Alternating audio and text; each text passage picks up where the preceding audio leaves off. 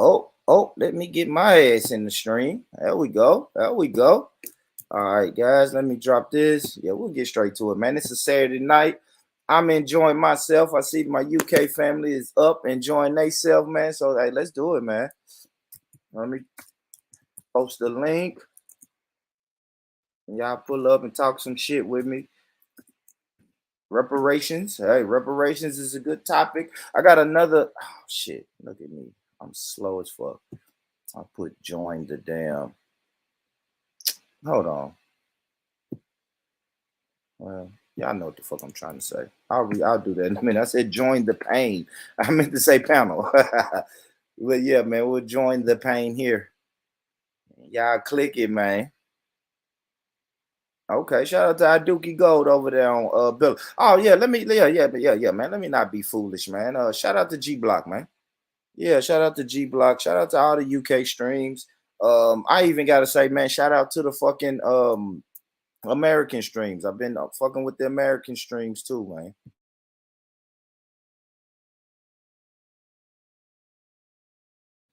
So yeah, man. Shout out to the people. Shout out to Bigger. Shout out to Veli for having me, man. And you know what I mean? Shout out to the G Block family. I just put the link in the chat. Y'all make sure y'all click that link. Get y'all ass in here and talk to me, man. Let's talk about it. Like I said, when I was on G Block channel, the conversation was reparations. So we'll do a little reparations talk. I got another video lined up that I was looking at.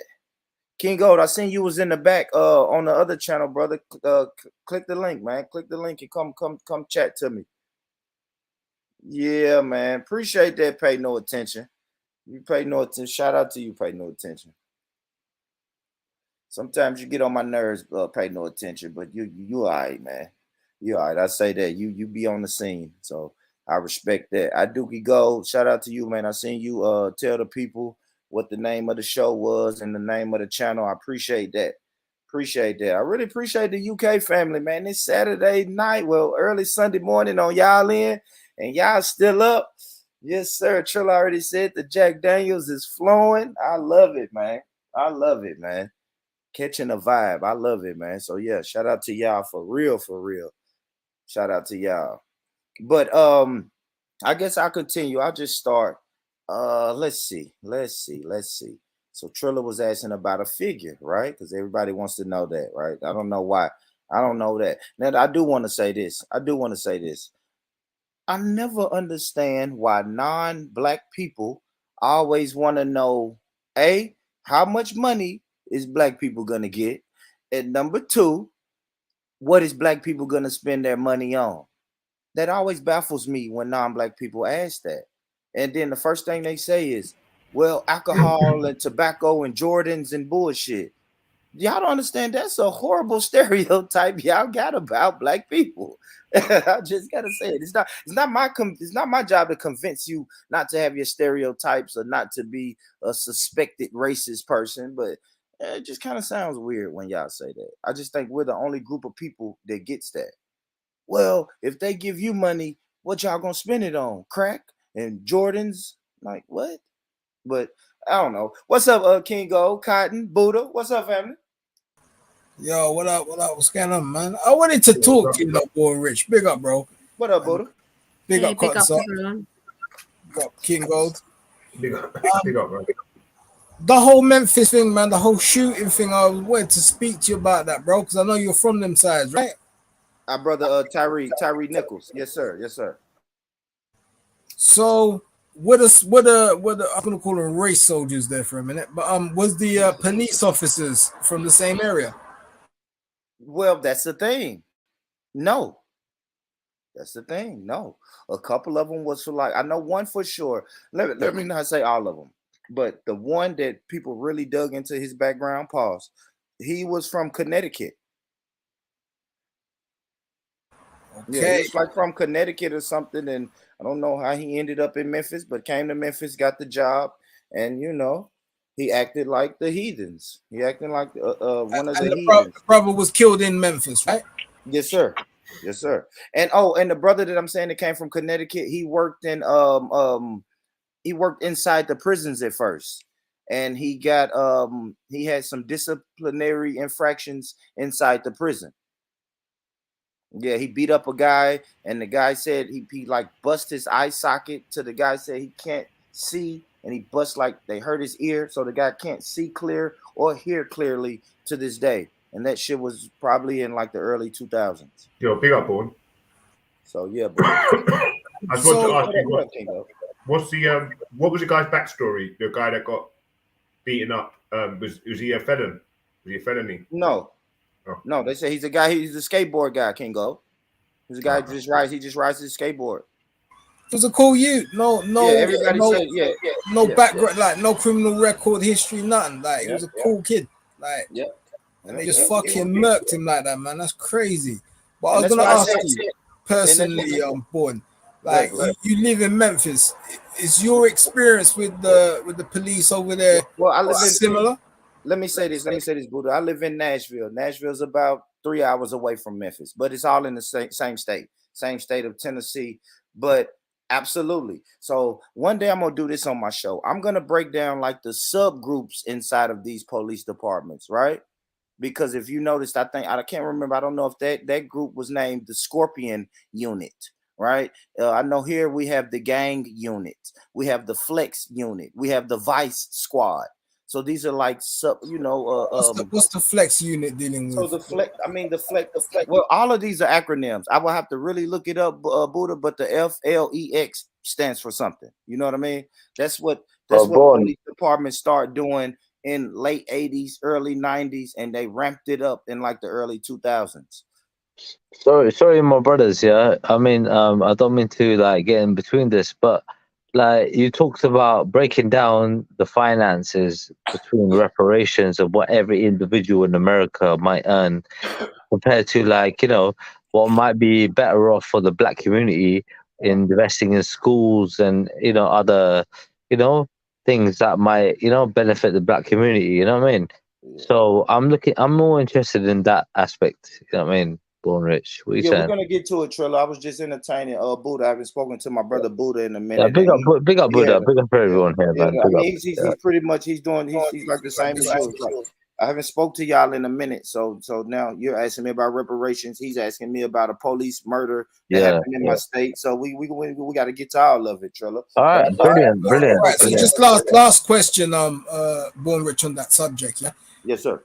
I'm assuming. Have you ever been stopped by the police, like a traffic violation or something like that? Absolutely, Buddha. I've had a lot of bullshit happen to me. Buddha, I've been stopped at a traffic stop, and the officer walked up to my window and said, "Hey, I thought you had a brake light out, but now that I walked up on your car, I see your brake lights are working perfectly fine. But hey, while I'm here, do you have your driver's license and insurance and registration?" You see what I'm saying, Buddha? Like, Wow. shit like What, do they try and deal with you a certain way? Do they try and get rough with you and shit like that? Now, I'll say this: if you run, I'll say that I've never been roughed up by cops, but I know if you run from them and they catch you, they're gonna beat your ass. And I'm cool with that. I'm perfectly fine with that. Now, it crossed the line if you say, well, Born, if you run from the cops, they have the right to kill you. Like, no, come on, like, what are we doing? No, they don't have the right to kill me, really. But yeah, I'll give them that, Buddha. I grew up in that culture. If you run from the cops and they catch you, they're gonna beat your ass, like knock teeth out. I feel like you just saying that statement. You know, like you kind of co-signed it, saying if they catch you and they beat you, that's all right. I feel like that's them taking a mile for an inch. You get me? But you know what we'll have to do? We'll have to do a whole show on that one day when you break it down. And because we see that over here, I saw that over here, and I was like, that poor kid, he called for his mum. Yeah, It's fucked up, man. That's crazy. Yeah. Yeah, that lets me know too, man, because I think George Floyd said that too. That lets me know when we get to our least, I mean, our most vulnerable state, we call for our mom. For real. I mean, I'm not even saying that as a joke. It just made me realize, damn, I don't think he was across the road from his house. No, he wasn't too far from his house. No, he was in the neighborhood, Buddha. Yeah, he was in the neighborhood. It's not even. I don't know what incident you're talking about, but bro, some children have been attacked where they were calling for their mums. It was heartbreaking to hear that, bro. Heartbreaking. I mean, madness. Is that something similar to what you're describing right now? How old was the victim? Oh, how old was he? I don't know, Yeah. 20s or something. Oh, But yeah, okay. But yeah, you know, Peace Trilla, we're Rock. talking about the guy that got killed by the 5 policemen in America. yeah, Mm. Bro, somebody calling for their mom, bro. Regardless, heartbreaking, bro. You know what I ain't it, mean? man? Ain't it shit? And it lets me know, even as a grown man, when I come when I get to my last breaths of life, I probably call for my mom. Bro, I hear you. Bro, I ain't gonna lie, I hear you. But it should never Yeah. get to that point. But bro, anyway, I haven't heard that incident in in detail. So if you want to talk about it, I'm listening anyway. So Yeah, well, I already kind of broke it down, man. all right, all But right. Schiffer, you're listening for now. No, you ain't Schiffer. You click that damn link, boy. Click that link, man. Click that link, Schiffer. But yeah, man. Thanks for y'all for coming. I mean, for joining the show. My bad, y'all. My words is all fucked up. But thank y'all for joining the show. Somebody said, "Do you mean the 5 black police officers?" Absolutely. Yes. And what does that mean? Because I know other people are gonna say, "Well, you guys were determined to get justice from the white cops. We want justice from them too." I think those 5 black cops. I don't care about your skin color. You can't use your power to murder people. You just can't do it. So Well, Yeah, have and you the ever fact heard? that black people are going after these black officers as well shows that it's not because we just hate white people or yes, white cops. It's the fact that it's the whole organization of police and the power they think they have. And these men felt that they had power, so they could do this and get away with it. Oh, Cotton Socks, you're speaking on the behalf of the community, by the way. You said we. Boom, what? Bridge. Okay. I'm saying something positive. It's not like, am I saying something Yeah. bad? No, you said I'm just brilliantly. saying, I don't know. Like, see me when I look at American people in it, I feel like that they've got their own unique struggle. And No, Have you lot, But no. even This is a people in worldwide Britain, struggle. This is but even, worldwide. I understand that. I'm not have saying you the lot thing goes, peeped but them even in games Britain, that like was black fronted? guys say that if there's a black police officer, sometimes they're worse than the white police officer. Yeah. So it's the same thing then. Yeah. It's about the I've power and seen the it fact with that you agents. can instruct this person to do what you want when you want, and you like that. Like even like most police officers are guys that got bullied and stuff like that. That was probably like a black guy that joined the police force because he was insecure. He didn't fit in with black people or something. So now he has the authority to assert himself over a black gangster. Or Now I'm over because he you. had a job opportunity. Like it could be for any reason. But the fact is, he's conforming to a certain, ideology or whatever. Like yeah, but could he system. have Yeah, just been system. And yeah, also, but what you lot are missing about this whole thing, this whole thing is everyone's missing about this thing, Where is Blue Lives Matter? Then they're nowhere to be there seen. you There go. are no There you blue go, lights. Emmanuel. Good Where's point. Blue Lives Matter? Good Where's point. all them groups? Oh, Bro. we're here to black the blue. I'm They working, don't give a bro. fuck about you. I ain't gonna lie. Let me say something, please, Right. I recently started work, with somebody who's an ex-police officer for the Metropolitan Police, right. And this guy's like 55, 56, whatever, But like he joined my company, And we're talking. He's a cool guy, proper cool guy. Ain't gonna lie, And bro, trust me, he's 1 in a million kind of guy. Ain't gonna lie. But when we talk about the Met and this and that, bro, he talks about, bro, we're gonna cover each other's backs, no matter if we're right or wrong. That sunk with me, That's bro. it. There you go. That There sunk you with go. me, bro. Let's go, That Trilla. shit. That's all I needed to hear. You get me? That's real. That's real, Trilla. It's the biggest in America. We say that's the biggest gang in America. Yeah, bro. I'm telling you now. If you fuck up your job, I'm gonna fucking tell you fucked up. And if you don't do it right next time, I'm gonna dub you in, bro. But Because not you in ain't this doing your case. job, bro. But Well, not in this case. If we look, the same day they did that was the same day they got fired. Look how long it took in all the other cases to fire these police officers. It even took after the trial, when they were found guilty, then they were fired.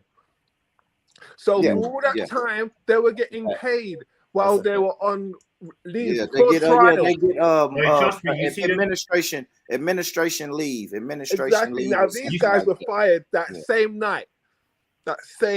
And charged with murder. Look at these guys, You see these guys that did what they did, like they would have probably done that to. I'm not gonna lie, they would have probably done that to anybody. You see black police, yeah. If you're a white dude and you cause a problem and there's other white police after you, that black police officer is going to get there first and do his piece, yeah, on this white dude. If they're killing a white guy, the black guy's not going to stand off and not get involved. Listen, a black police officer killed a white woman who was attacking him, and he got in deep shit. Yeah. Listen, I'm not saying they're not racist. So I understand what you're saying. I do think like black officers would get punished quicker than a white officer would. Like we see, like it's just been quick that they've got charged for this. But at the same time, I still believe that it's why did certain black officers feel like, especially this case with the 5 officers, feel to do this to a black man? Or go to the thing. I'm saying, like, have you ever seen it anybody must get be beaten up? What they're brought up in the system of becoming a police officer. Absolutely. There you go, Cotton. It's the system that trains them this way. And another thing, another reason why they do it, they didn't think they was gonna get caught because they don't get caught because they protect each other. That's it. Yeah, they don't get caught. So of course, if you're doing something and you're never getting caught, you're going to continue to keep doing it. And you know what else, Spawn? Get this. There was one white cop there. He was recording. They conveniently left that guy out. They just threw the others, all the other black cops to the wolves. He had the footage that everybody saw, Emmanuel. He had the body cam, the original footage that everybody saw. So he was the snitch. That's a white guy. You can see he was the whistleblower. So good. Well, listen, I think they like obviously they're quite fit and they clearly were trying their hardest to beat this person who couldn't even like move. Yeah, did you notice? Did you see how aggressively they were trying to beat this person up? Who? These police officers. If you go to the video, beat who up? Beat who up? Who they beat up? Do you not know about this story, Triller? Yeah, Triller. No, that's why I'm asking you, bro. Oh, they were saying the guy that they beat up. So these 5 officers that I have on the screen, they beat up a young black guy, beat him to death, pretty much. Shit. All right, now let me ask you this question. Buddha, you still with me, brother? Buddha? Go ahead, man. All right, now this question right here, because black people always say we need to police our own community. So this question comes up. When black people police their own communities, this is going to happen. I agree with that. How can we stop that? Or what would be the consequences for this happening if this was black people policing their own communities? No, you got to realize that these individuals that you got up on the screen now were working under an oppressive racial white supremacist organization. So you wouldn't expect a system that's prejudiced towards black people to govern over black people, police black people. You want one that's for black people. You with me? So if there is going to be a system that's going to govern and self-police, then they have to be for us, isn't it? Not a prejudicial one. Yeah, I agree with that too. And I think those groups or people who is policing their own community, they would have a manifesto, rules and regulations, a handbook, and all of that. I would ask for, if black people police their own community, we just want a little bit more. We want transparency. We're not getting any transparency from these police departments we have now. So I would think that would be one of the main things that black people will have to say, okay, if we're going to transfer from this local police department to this new black police department that's policing their own neighborhoods, we as the people and the citizens in these neighborhoods, we want transparency. And policing with good intent. You know what I'm saying? It's a problem I have with self-policing and stuff like that. Do you remember the Guardian Angels from New York subways? Those guys. Yeah. And that was a prime example. It started off with a good intention and all the rest of it, but then we started hearing drug dealing and all this kind of fuckery, and that's a problem. Corruption. If it affects the government, imagine what it's going to do to us. So we need to figure out a way to stop the corruption from happening. That's a good point, Buddha. That's a good point. I don't know. Corruption's been around since the beginning of time, Buddha. So, and now we have money. Now you can put money. You can dangle money in front of a motherfucker and make them corrupt. That's a hard fight, Buddha. It's a hard fight, brother. Listen, The guy on the nowadays top you don't left even looks have to do Nigerian. anything. You just hack someone's account, make them put some posts, and they're done. So you're not, but no, what you said there, Born, was black people can't be trusted, right? When it comes down to it, they could be bought off. That's what you're saying. Well, I don't know. I don't think. No, I think it's corruption everywhere. Not black people. It's I know that there is, but you're saying that in the cause, right? In terms of like, when it comes down to the company, that police and whatnot, they could be bought off even in that, right? So absolutely, anybody can be. Yeah, any police officer. It don't matter the color. Any police officer I can like be. your honesty. Yeah, I like your honesty. Any government, bro. Listen, I'm not pressing. This shit bigger than the police, man. We have presidents and leaders of countries that are corrupt. Bro, you're talking about what's the number you're talking about when it comes to reparations? Trillions, right? Trillions, yeah. Yeah, trillions. Right. Absolutely. So when it comes down to it, bro, it's not a big deal when we're talking about fucking somebody one job up. You know what I mean? It's not a big deal. Like we're talking about some vast amounts of money that the government generally are gonna fight against. When you especially know recently they're fucking giving money to Ukraine. You spent 100 fucking billion, right, to the Ukraine. Yeah, because you know why? It gives your weapons manufacturers money, which is all your system is all about. Make money for the weapons manufacturers.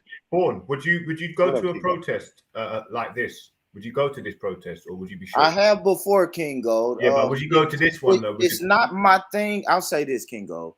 The main reason I go to protest is because black people that I respect, elders, call me and ask me to attend. So I'm sure if this would have happened right here locally where I'm at, I'm sure I would have got a phone call from the elder asking me, can I come and show up? And I'll show up for him.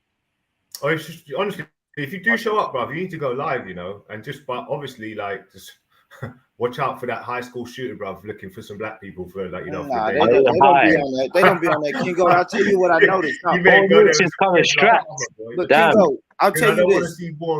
But Kingo, let me tell you this. I'm gonna tell you this because this wasn't a conspiracy, right? When they said at these protests you have non-black people sabotaging the protests, I saw that with my own two eyes, Kingo. I watched a white guy bust. BLM. I watched a white guy bust the window of a federal building and with a crowbar, turn around, hand the crowbar to a black lady, and he walked off. Yeah, but Born, you come strapped. Yeah? Look, let me tell you this. I saw white people with masks on, right? Because this was during COVID. I saw white people with masks on spray painting Black Lives Matter on federal buildings. Yeah. Well, Born, you come strapped, yeah? Well, I gotta say this for the record. We don't know who's listening. As a convicted criminal, I cannot legally own firearms. So I would not be strapped. Let's put that out there. I'm not taking the piss. Love it, Born. Love it. I'm not taking the piss, but the way it's going, if there's another Million Man March, these men are gonna let off a fucking airstrike.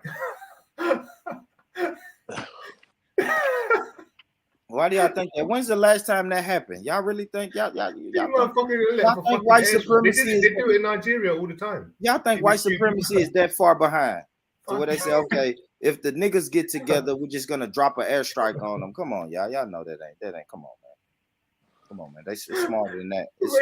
I just think at this point we're not really a threat to them, so there would be no reason for them to do it. Who's done? The only reason for them to do it is if they wanted to pretend that this Russia-Ukraine thing's really happening and say, oh, they're trying to attack us as the West. Well, what the fuck are we doing about it? Like, we can't do nothing about nuclear fucking war, bro. Like, nobody can. You can just. I'm not going to no protest. I don't want no fame. I don't want no network because I'm telling you, there's some demons up in that community, bro. And all of a sudden, conveniently, there's the high school shooter. Someone's on top of the building and he looks like Uncle Buck, some white dude with a big beard. Yeah, but we know they're just like MK Ultra people, man. And he's got AK-47. Yeah, absolutely. We know that people at work, it's informants, it's all type of people with those things. Do you know what? Honestly, Born, I'm not going to lie to you, brother. I'd say if you've got the money in the US at the moment, get out of there, boy. But obviously, And go where? Somewhere. Well, I mean, look, there's so many places that are warm. Better, nowhere to run. more secure. Thank you. You're Thank a you, coward. You're Emmanuel. a coward, man. You're telling him to No, betray listen, his nation. Triller. Okay, Thank so if you, you don't have the Emmanuel. money, Don't matter, bro. You're telling him to betray his nation, bro. I'll tell you this because hold on, let me break it down. Because if I run from America, guys, I'm running from white supremacy. I'm fleeing. Y'all know my word. Yeah, I'm fleeing. exactly. I'm fleeing white supremacy. So now, then again, I ask you, Kingo, where can I flee to that's not up under white supremacy? Yeah. I'd rather go Cuba.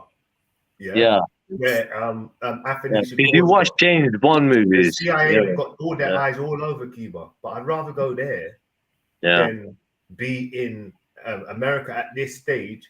Unless I'm building up, like when you want to build up, you got the best place to build up is where you live, isn't it? But if you haven't got that, afford that privilege to move out when you want, then you're just gonna have to sit tight and go. Yeah, there you go, and that's majority of Black people here in America. Yeah, honestly, Kingo. All right, now I'll tell you this, Trilla, because it goes back into kind of what you were saying. Yeah, if they cut the fucking reparations check that we're owed, then maybe we can consider leaving. Yeah, I ain't gonna lie. When it comes down to it, dude, that should not be an option. But my point is, right, like looking at a fair, you know what I mean, like kind of, you know what I mean, outcome for everybody. Like, I'm not saying people should leave. People have the right to stay when they're born here, 100%, right? But when it comes down to it, I'm just looking at what's best for the Black community overall. Because we know, like, there are benefits, when it comes down to the people getting the reparations, I get it. But when it comes down to it, there might be more benefits if it was all given to the right cause. I mean, for the fundamental development for Black people in America. Which is what? Yeah, which is what? Which is, again, when it comes down to building projects, school projects. So who's that going to? So you want to give that to the government to build school projects? Because who are you giving it to? All right. So when it comes down to it, if we're going to equate how much money is being wasted in terms of people misusing that money, not contributing towards such projects, like drugs, alcohol, and just whatever they want to spend it on, right?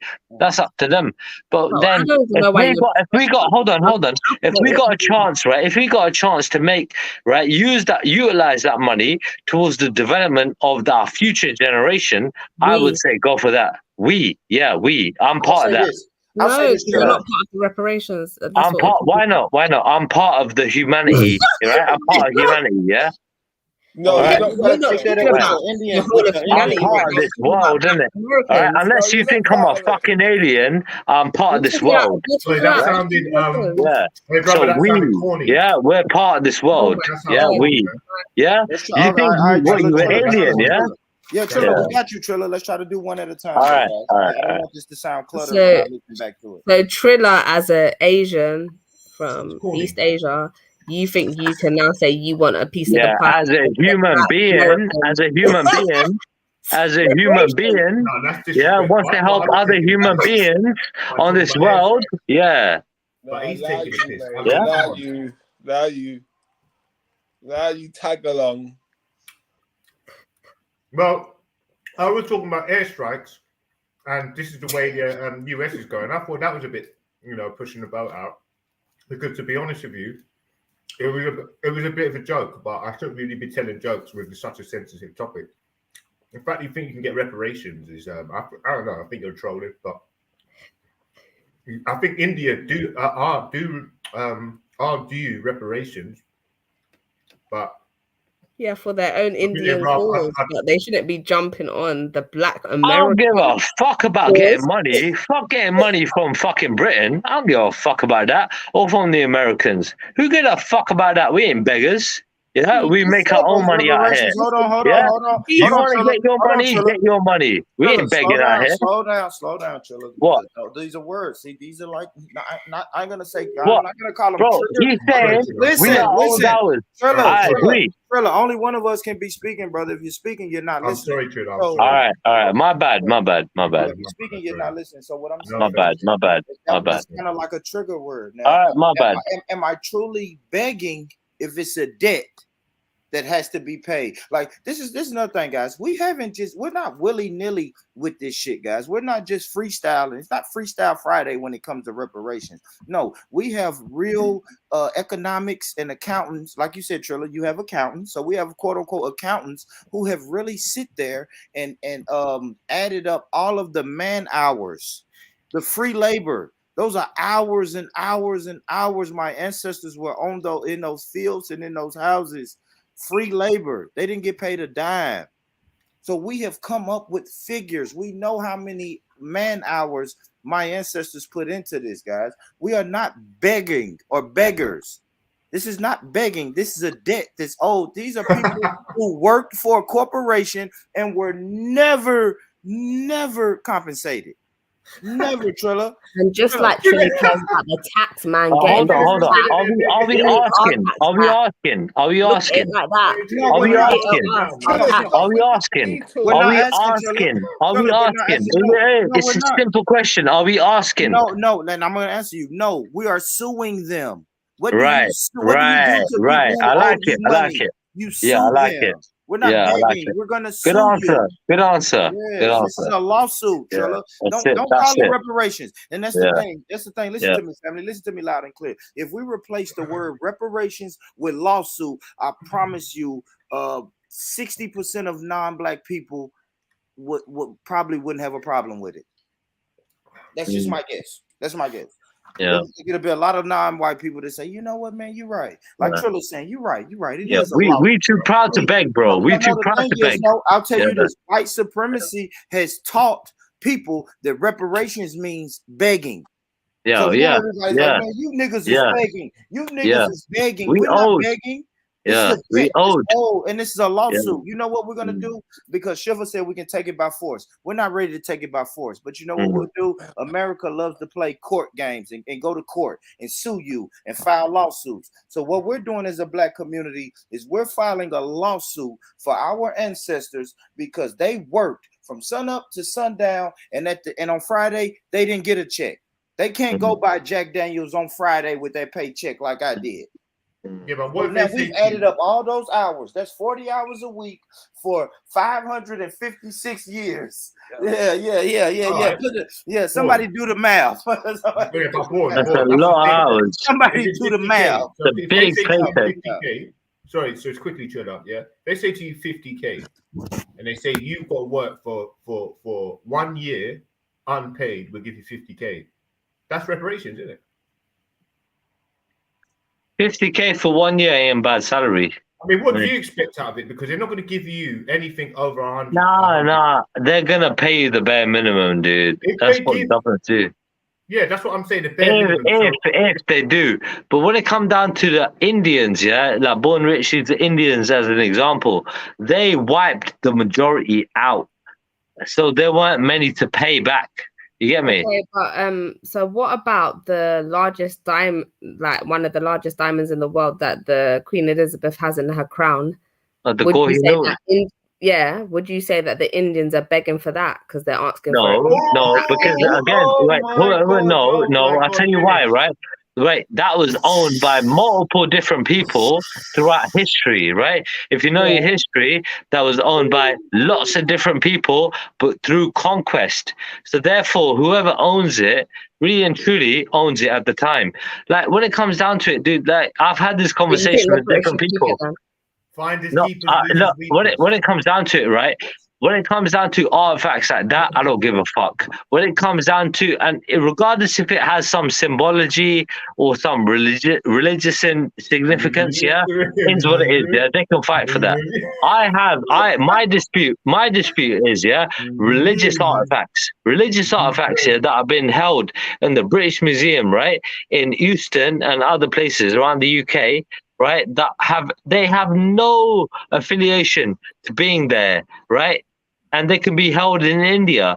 They don't fucking do it. Why? Because it's just holding on to their power.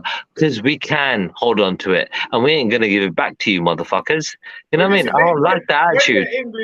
When the Englishman was walking through the desert, and his feet got too stinky, and he couldn't wash his bottom with no tissue paper. Who do you reckon he made do that? Huh? The Indians. When he got their Indians, they were subordinates. They got them as slaves. So when he wanted to wipe his bottom, he just said, "Yeah, go on, take a lick of that, Gita. Fucking have a lick of that." Are you fucking chatting shit? Are you chatting shit? What are you trying to say? Are you degrading my people? We wash our fucking asses. What do? You wipe your fucking asses with what? Is your fucking hand with your skin? I don't know what you do. Yeah, we wash. What the fuck do you do? What the fuck do you do? Who you talking to? Bitch, who the fuck you talking to, bitch? I don't know what your people do to clean themselves, but I know what my people do. We fucking wash. What the fuck do your people do? Who the fuck you talking to? Listen, fucking dickhead. I'm telling you what. Dickhead. What the English people have enslaved. Yeah, we wash. What do you do? More than anybody. There ain't no tissue paper in the Caribbean. There ain't no tissue paper in Africa. What do your people do? No. They were enslaved like Stop it, Philo. There's no What do tissue your paper in people the do? Caribbean. What do your people do? There's definitely All right, tissue paper shut there. the fuck up then. There, don't attack my people, innit? Don't attack my people, dickhead. I don't even want to go there. I thought it was a we ting. Now it's a my people ting. What happened to that, man? You quickly changed sides. What do you mean sides? What are you talking about? You quickly changed. What do you mean, bro? I'm a human being. Are you dumb? Are you a human being? Are you a human being? What side are you on? I'm on humanity. What are you on? Nah, man. Nah, you changed sides quickly. What side are you on, bro? I'm on humanity. What side are you on? Well, it was just dropping some facts there. Right, I'm on humanity side. I don't change my side. Humanity, yeah? What side's that? The fucking human beings, you dumb fuck. Yeah. Yeah. Which human beings? Every fucking human being on the planet, you dumbass. Yeah, not every human being has the same agenda. Right, so I am against the oppressor, right? And I'm for the people that are being suppressed. You understand? My lord, I'm against the suppressor. Yeah? Against the oppressor, my bad. Who's the oppressor? The suppressor is very different from an oppressor. Right, my bad, yeah? Fucking hell, I'm against the oppressor, for fuck's sake. Suppressor is what you fucking hell. Yeah, I know. I said I made a mistake, so what? Fucking hell. My bad. Fucking hell. Okay, so who is that? Who is Bro, that? you drink a liter of Jack Daniels and we'll see how you talk, innit, bitch. All right. Fucking cunt. You know. Give me a break. I'm just mucking about with you, man. Calm down. All right. Let's get to the fucking points, innit? All right? Fuck's sake. So who's the oppressor? Whoa, it sounds like it. I'm surprised you said you'd go to another protest, Born, after seeing how little it does in recent time. Protests do a lot. Like, put your face on the front line. Protests do a lot. Don't ever say they don't. Yeah, well, there was a kid recently, white guy, that just shot into a group of protesters, I think, or a group of black people. No, they weren't protesters. They were just black people. So if you think that you're going to be 100% safe now going to black protest, you know how many times that happens? You know how many protests there are? Come on, you can't just say, oh, one time this one kid did this one thing, so every time it's going to happen. No, it's not. I'm saying, is it worth it? Is it worth the... What happened, Trilla? It's worth it rather than being just quiet and not standing against anything. Exactly. Action is always hide behind your computer screens. You have to actually come out there and stand up for what you believe in. Yeah, but Boring, she's not the type, is he? What happened? He's saying because a kid came out and shot up a black protest, there shouldn't be any more black protests. Yeah, that's stupid. Man, what? That's stupid. That's gonna make even more black protests. That's stupid. That's stupid, man. That's who said that? Did Triller say that? Who said that? I think it's I'm saying, King Gold. I reckon personally, unless you're going to speak and sit down to shake like people that can do something's hand, or you're trying to get into power, which I still think is a wasted attempt of energy. You're just putting yourself in the line of fire, CIA labeling and marking. All for what? What does it amount to? You know. I feel like obviously there's a group of your demographic, which are the like 30 or the 25, the ables to 50, like the older men that should women that should be coming together, you know, and doing something like that instead of putting one day into going and marching like Million Man March. Just put a couple of weeks or months into doing something to counteract whatever's happened, yeah. Because whilst they're protesting and screaming and wailing and hollering and whatever they do, there's there's some guy who's just shot the kid and he's still got his job, and his house is getting patrolled by police, and he's after like a couple of months, it just goes silent, goes mute, and that you know it'd be good to see. Okay, well, this guy's turned up. I'm not trying to say go out and do anything, but good to see that. Okay, well, we've removed this person from society, but it seems like these guys are getting away with it, man, and that's what's No, King Gold, you're not, because the thing is, because you don't follow up, because it's not on main news and it's not everywhere, and it's not popular anymore. People that you think it just goes away and nothing gets done. But when you truly follow up, you see that there's people that are still fighting, still pursuing. Right. Can you give us an example when we've seen retribution? Because I haven't heard. You'd hear it on the news. All right, here's an easy one. The George Floyd cops are in prison. That's gonna be important. Are they? Yeah. But see, that's the thing. You see the video footage of one of them out. They're all in prison. In the supermarket. They're all in prison. Are you sure that that's what I'm saying? Because people thought he was in prison and then he got spotted outside of prison in a supermarket. That's not true. But at the end of the day, it's not true. He got convicted in court. He got convicted of murder, so he's in prison. So whether someone says, "Oh, we saw him out of prison" or whatever, they said Epstein was in prison too, and they were letting him go out and do what he wants to do. When Epstein was supposed to be in jail, he was going out doing what he wanted to do. When he was still doing his normal activities and coming back like it was a hotel. Are you sure about that? That's what he said on the documentary. That's what he said in the documentary. Epstein. Yeah, he got arrested one time. Not the last time when he killed himself. So before that, he had got arrested. That's a different case. Yeah. That's not what. That's his. He was probably put on parole. No, he was supposed to be. He was probably put in a minimum security prison where he can come and go as you please. No, they said he wasn't. Why would the documentary say he wasn't supposed to come and go as he pleased? But he was. But sometimes you can be put on a minimal security. Like Gladstone Maxwell is in a minimal. But then why would a serial trafficking paedophile be put on minimal security? That's when you have to be worried as well. He's not a threat to society. He's only a threat to kids. Most people. That's to society. If you're harming my kid, you're harming me as well. I'm going to get affected. The whole family's going to get affected now. Look, he wasn't convicted of that then. No. You're tripping. What he was convicted of now, he was the last thing he got put in jail for. He wasn't allowed to go in and out.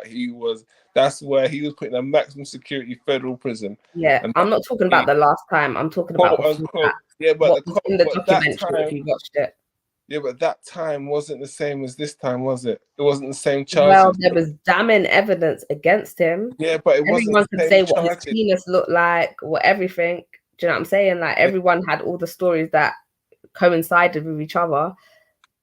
Yet they still let this paedophile out, so they don't care about children then. No one. That's not the point. We'll even divert. Yeah, we're diverting from the actual point. But the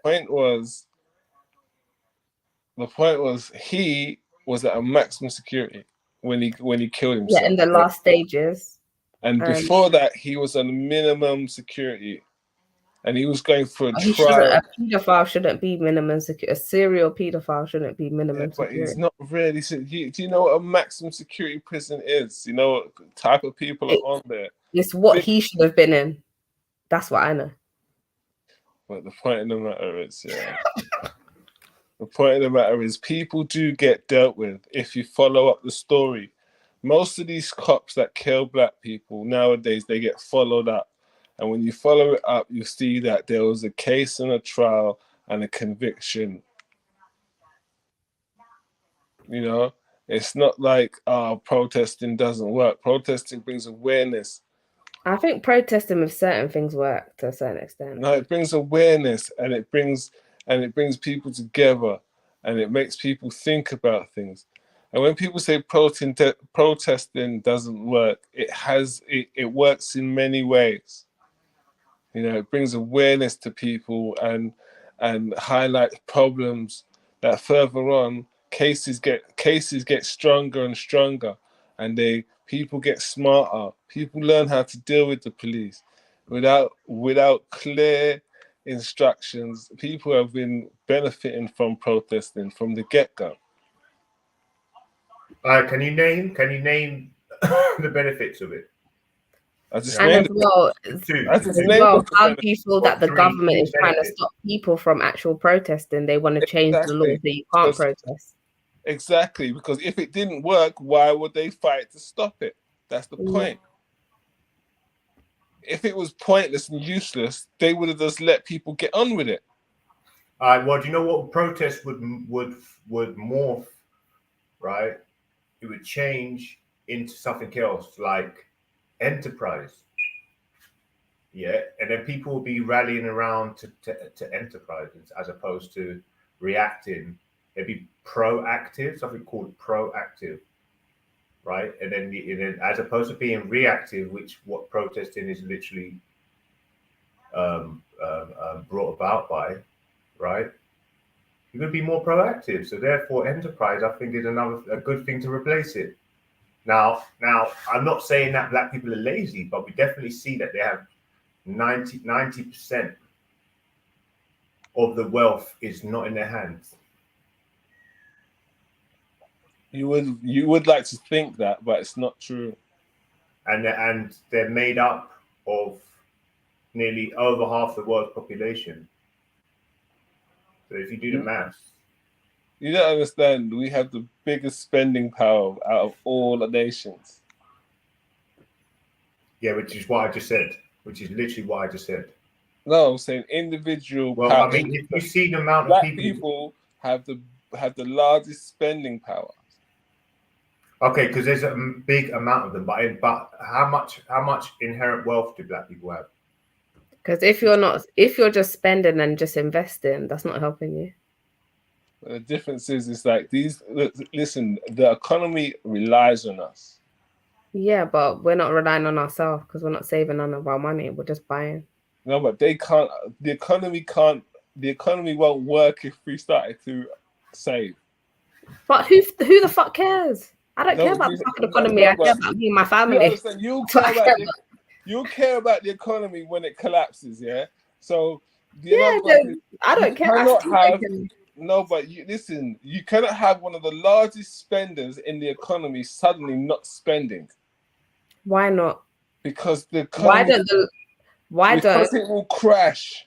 Other people need to start spending then. Don't rely on us. So they're relying on black people to be dumb and just spend their money on wasteful stuff. No, they're relying on the fact that black people like the best quality of stuff. Wait, can we just say this? If you stop getting food from the shops, listen. If black people then started buying low quality stuff instead of the high price stuff, that's the start, yeah. But the economy will still, because we like nice things and we like really nice things, it's the problem. You understand? We don't just like going to Primark. You have to look at yourself in actual detail and realize, well, I like nice things, you know, and it's a problem. But you was taught that you should like nice things, no, but the richest, whitest people ain't. They just wear the same black t-shirt and jeans every day, the same white t-shirt and jeans every day, and then the richest people on earth. But black people, you have to have your Rolex, you have to have this big chain, you have to have the latest trainers. Like, it's just pathetic. Like, grow up. So dumb. That's why we're fading. At the end of the day, listen, you may think, Steve Jobs is wearing just no, Bill Gates is just wearing a black t-shirt. No, he's wearing a £16,000 polyfure space age cotton t-shirt. So don't think, he's just wearing a normal black t-shirt where you buy it from Primark. Fuck no. Well, he's a waste man for buying a t-shirt that costs £200. Like, why would I do that? When I could buy 20 for that amount of money. Yeah, but that's what women can do. Men can't. Women do that all the time. They max out their dad's credit card. Budget. Men can't. Listen, if we want to impress, you gotta be wearing the flex. Yeah, but like that's a turn off. Like men that care about designers and care about I've got this and that. Like that's the worst thing for. Like it's so artificial. No, like, women like things. We do these things because women like them. Listen, Emmanuel, that's what you think women like. No, they do. And that's fake women like artificial women. Or do you pluck your eyebrows? Westernized women that is made like. Do you pluck your eyebrows, cotton socks? Do you? Emmanuel, I know you do. I don't have to ask you. Cotton socks. Do you pluck your eyebrows? A little bit, yeah. Do you shave your? No, I'm joking. Do you just? Okay, cool. So how much does that cost? That costs you? And if you go to one of these, I don't know. I just use the tweezers. And you get pedicure and all of that. You lot. So no, I don't get pedicure. Listen, girls paying at least £40 upwards to get their hair done. I don't do that. £40. Where you go £40 to get a hair done? Where you go? Tell me. A man would spend £10. Tell me where you go. No. It's more than £40. You're not getting away with that bullshit. You can't even listen. You can't even get. Oh, you cotton socks. The way I just deal with these guys, I don't know. Sometimes I don't know why they fuck about me because he's bald. Have you seen his head? Look at Emmanuel, his picture. How can you get short back inside? I'm bald, yeah. My brother, you look bald, but I'm saying, look. Who's bald over here? No one's bald over here. It looks like you're bald. Are you sure you're not bald? I don't think that's him. Is it you in the picture? I'm not talking to you, Born. Don't worry, man. Stay on mute. No, I'm saying, Emmanuel, put your camera on. No, honestly, family. No, obviously, big up family. I'm just joking, but I think the month. Camera. Hair. Yeah. I see a little bit of a 3.5 head there. It's all right, though, man. You know what I mean? I don't mind.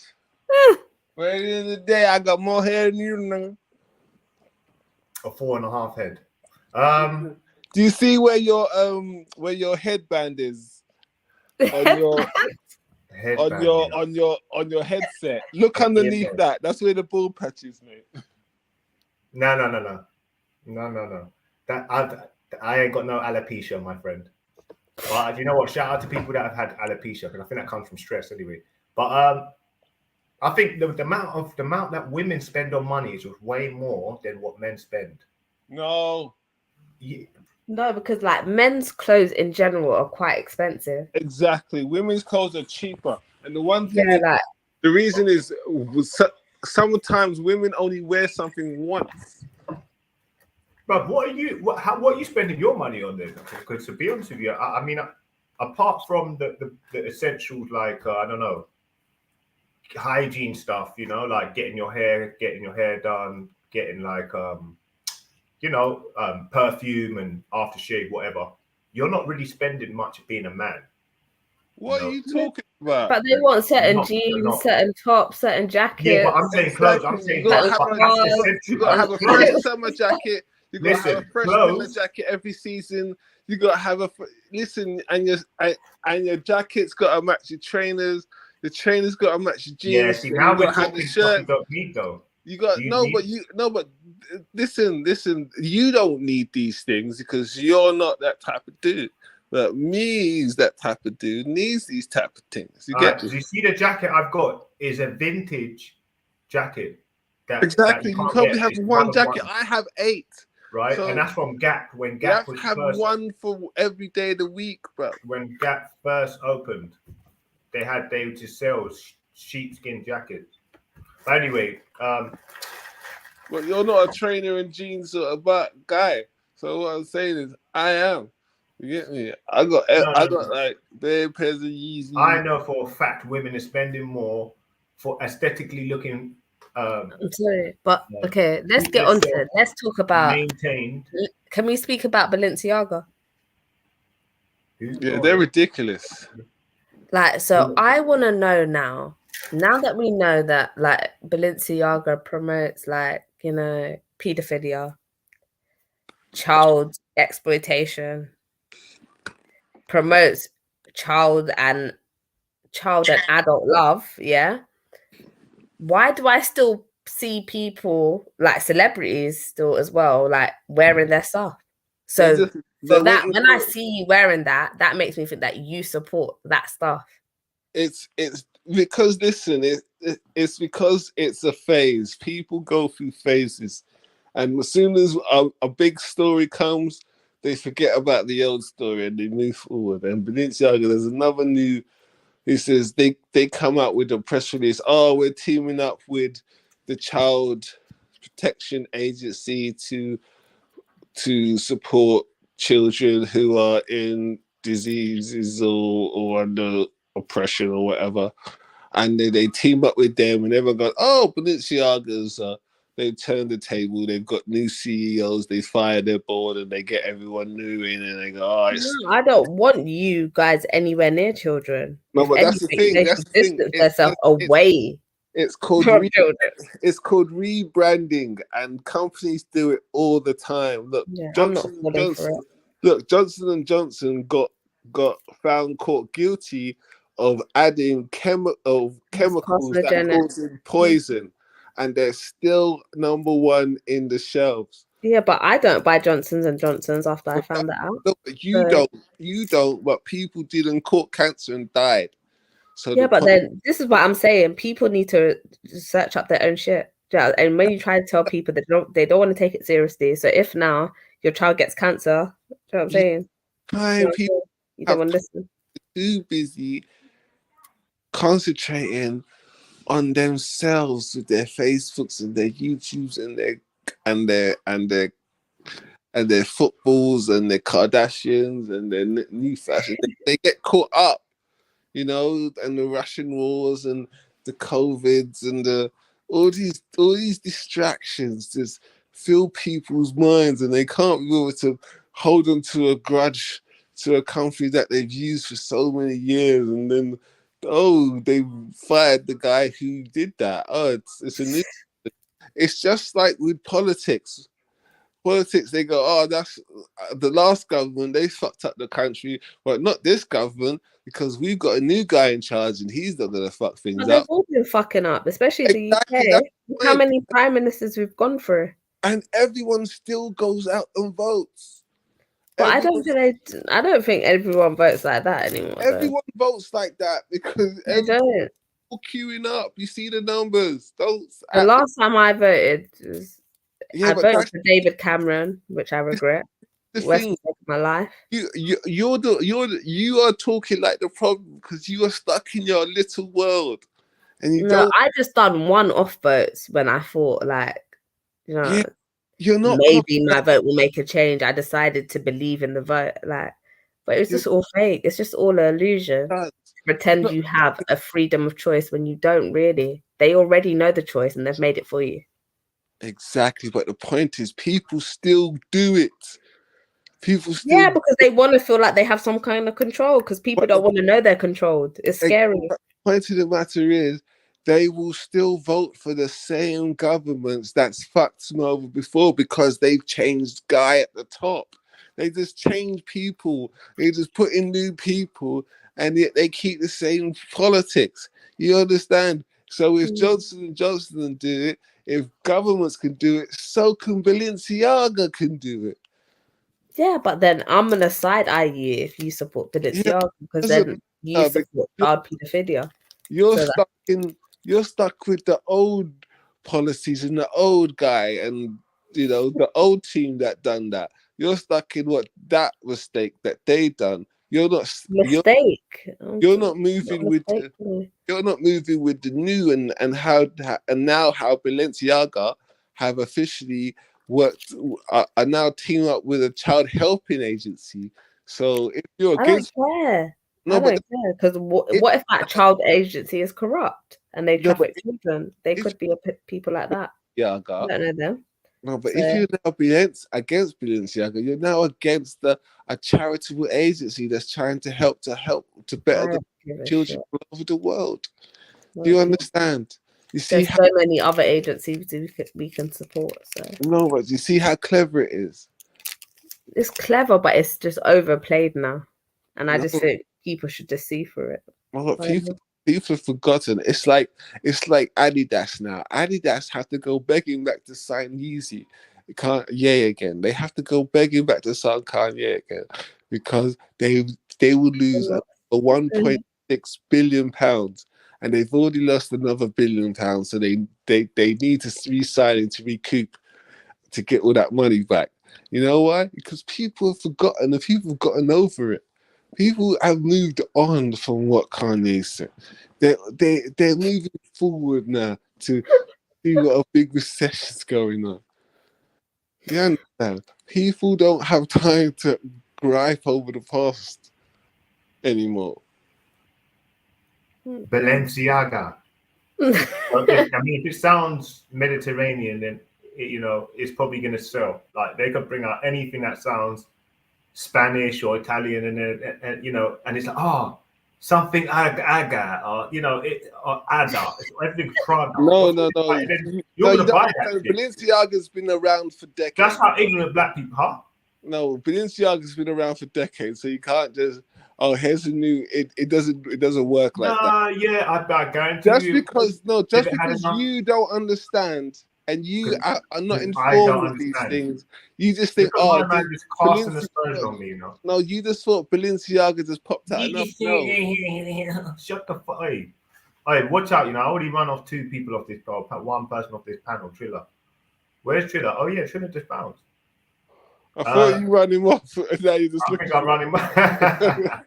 You're a joker. No, but honestly, yeah, run off Triller. But have you worn Balenciaga before? Huh? Have you worn Balenciaga? Have you worn that? I can't afford Balenciaga. Yeah, I suppose. You know what? Can I say I would wear it? Yeah, I probably would have if I could afford it. I'm sorry, I would never wear that, especially when they're selling things that are just a black bin bag. I saw one of their things. It's a black bin bag with cut holes in it. I like that. I am not. So are you taking the piss? You're gonna sell that to me for £3,000 a bin liner with holes in it, when I can buy that from the shop for $2.99 and cut holes in it. It's not gonna say Balenciaga, is it? I can slap some Balenciaga. Yeah, and just start tape with it. Like what? Like, but still, it's a bin. Like when you look at it, it's just like this is what you're paying for. Like people. But here's the thing. It's marketing. It just, even though it's just a thing, like it gets people talking about Balenciaga. Do you understand? Yeah, that they're pedophiles. But you understand. Even though they done that one thing, little thing. They don't have a history. Little thing, big thing. And they went out of their way to do it. Look, okay, court papers and stuff to promote that. Let's see what it is. Put that in the scene. What it is? Can we see it for what it is? Let's see it for what it is in the big picture, big scope of things. Yeah, in Balenciaga's century, like decades of running their empire. This is the one scene they've only done where it's been, this is pedophilic and this is bad. Yeah? I don't believe that. That's the only thing they've done. No, but do you have any others? I need to look into it, but I'm exactly, but you don't. Probably, That's the thing. they probably okay. Let me just go. I'm just gonna look. But yeah, continue The point talking. is, yeah, I've heard something about Balenciaga, something what to do with kids.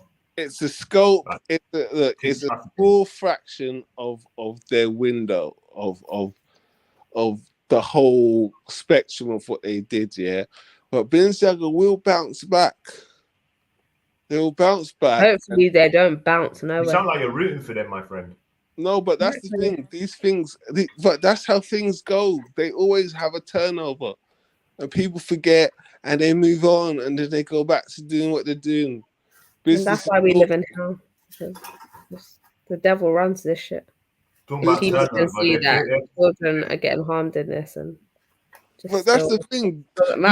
You say Balenciaga is bad for doing that. Yeah. Do you understand how many people, how many small kids work in your sweatshops making the Nikes and Adidas's? Yeah, but you support that. I don't. No, here's the point. Every point you don't understand. Children are getting abused in many ways in all the companies that you wear clothes from. So it's like, then at the end of the day, to be totally like clean of everything, you either need to make your own clothes or walk around naked. And people are making their own clothes from the beginning of time. Yeah, but are you though? But are you? You're not. I could. You're not. You're wearing clothes that have been made the sweatshop. Yeah, but I'm not wearing clothes from pedophiles. No, but you are wearing known pedophiles, especially if you all know that that's what they promote. You're wearing clothes where children are abused. How do you know that? Because they in sweatshops is proven. But you don't know where I buy my clothes from. Anywhere you buy your clothes from in London, they have been made in sweatshops. What if my clothes are made in London? No, they're not. Most likely they're not. But what if it is? It's not. Guaranteed. What if it is? But £100. What if I was a fashion designer? I just make my own clothes. Do you know what I'm saying? So you just can't. I said they're either made by clothes or you go around naked. So if you make your own clothes, cool. But where'd you get the textiles from? And the textiles, I know they're made abroad. So go on. What? All the textiles have to be made abroad. Most textiles are made abroad. Really? I don't know. So depends what types, what texture you're looking all of them, they're all made from they're all brought in from abroad. Is it? I thought old grannies sit at like rocking chairs. Yeah, like you can do knitting. No, most textiles are from abroad. Are from abroad because they're cheaper to ship it than to have a whole factory of people working for it. So the point of the matter is, where do you say, where do you draw the line? Where do you draw the line on how guilty you're prepared to be about stuff? Where are you prepared to say, okay, I draw the line at pictures of children. I draw the line at pictures of children in sadomasochistic gear, but I don't mind if my clothes are made by children earning 12p an hour.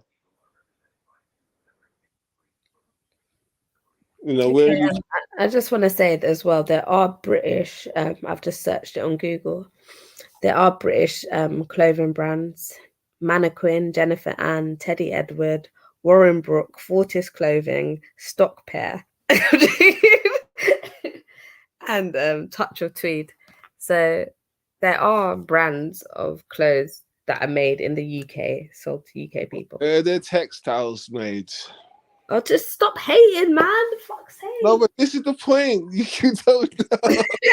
It's the point. It's like none of those garms you wear. Do you have any of those garms? Doesn't matter. Exactly, no, you don't, because they're bloody expensive. They're very expensive garms because they're made over here. and you can't charge. If someone is making, say, over here, they charge £7 an hour, yeah, and they're making your clothes, you know, you can't sell the clothes for less than £300 to actually turn over a profit. You know that, right? I don't know. But should we talk about something else now? Wow. This topic's just getting a bit boring. No, clothes, production. Unless you're trying to staff your own production things, like I've never, unless you either buy them or you don't, and I've never bought these sort of designer things. Doesn't make sense. I find like just a normal fit and shit from Gap or Top Man or some shit like that would do. It's funny. Regular shit. Where you think it's full. You know, say what? Like Shanna, whatever her name is, started it about Balenciaga, and then like, what's the end? You have to understand, if someone's wearing Balenciaga, but we spoke about it for a while. If someone's wearing Balenciaga, they just wear Balenciaga. They're not people. But if you wear Balenciaga now, I'm gonna look at you sideways because I know everyone's seen the controversy. Yeah, but if you're still supporting it, then okay. I'm just not going to speak to you. Who's Primark side-eyed? Because what has Primark done? Because one of their factories collapsed. That's not their fault. No, but that's the thing. And they hire underage children. Did Primark build the factory? Yeah, they did. No, they didn't. They did. No, they didn't. The factories. So Primark came out and said, we want to build this whole factory for us. Or they came and took the place and... Yes, it was a Primark factory. And they built it. Yes. From scratch. And it from the bottom up. And killing hundreds of people. Do you look at people who wear Primark side? No, but was it Primark people that were actual builders that built it? No, they paid people to build their warehouse. So it's the builders' fault because they built it to collapse. How is it the builders' fault? They built it to collapse. Like, if you pay, listen. If it's Primark's warehouse that Primark built, paid people to build, it's Primark's job to make sure it's safe. Correct? Yeah, and the builders assured them it was safe. Yeah, but it wasn't. The builders lied. Primark's so they should be judged. No, but that's the thing. Wait. If it's Primark's building that collapsed and they built it, they paid someone to build the building, and it's their job to make sure the building is safe for the occupants that work in the building. Whose fault is it? Say it was safe, and then all of a sudden it collapsed. Then it's still Primark's job to make sure it has safety checks. Okay, so say you were building your own house, you got builders to build it, and then you got it all checked out, it was all cushy. Then in 6 months, something collapsed in the house. So you're saying it's your fault, not the builder's fault that didn't build it right. That's why this collapsed. Because I didn't get the proper checks. If I didn't get a proper check... No, so you got all the proper checks and everything was good. No, but that's the thing. How is it going to afford this 6 months if I had the proper checks? Yeah, because something happened. No, but how? What happened to the building? So if I had the proper checks, the proper safety people, but what happened to that building? Something. No, what's something? Tell me what something happened. An earthquake happened and the building collapsed. And then, yeah. But this understanding. There was a loud bang, and all of a sudden, the thing, the house shook, and something crashed. Now you're being just for no reason. The point is, you're trying to say, oh, it's not Primark's fault. It's Primark's fault that building fell down with so many occupants working in there and crashed. Children died. That's the point. The maximum number was mostly children that died in that warehouse, yeah? So are you going to look at people... Well, children should have been in the warehouse in the first... Yeah, but they have to because the living standards. But you must understand, are you going to look at people who wear Primark side-eyed? No, because that's not paedophilia. It's just child abuse. Paedophilia is another level. It's just child abuse, yeah. So you're cool. You're Because cool. child abuse is severe. You're cool with Physical child abuse. You're cool. and You're sexual. cool. I'm glad that you said that because you're cool with children, young ages, working till all the light that God No, gives. I didn't say I'm cool with that. Their parents chose that they'd be cool with that because I'm not their parent. I didn't tell them children to be there. Do you Am know? I their parent? No, but do you know what the livings? They abuse the fact of the low costs. Okay, but that's nothing got to do with me. I care about children getting sexually abused. Like that's different You from understand? working. Do you That's a know next why? level. No, but Like, come on. do you know why Primark puts their factories there? Because of the working living standards. Why do you think most of our stuff's made in China? Because of the work and living standards and the low wages and the low cost of what it takes to make products. Yeah, and that's why Chinese shit breaks all the time straight away. So because no, but most of the stuff in your house is from China or Taiwan or India. Mm. Do you understand Wait, that? why are you forcing this? This I don't know what it is, right? Who created what? Where do you draw? On Born's channel right now. Listen, what I'm trying to how do you know about production lines and shit? No, but where do you draw the line? You know, that's the point. Do you draw the line of the fact that, you know, as I repeat myself, you think pedophilia is bad?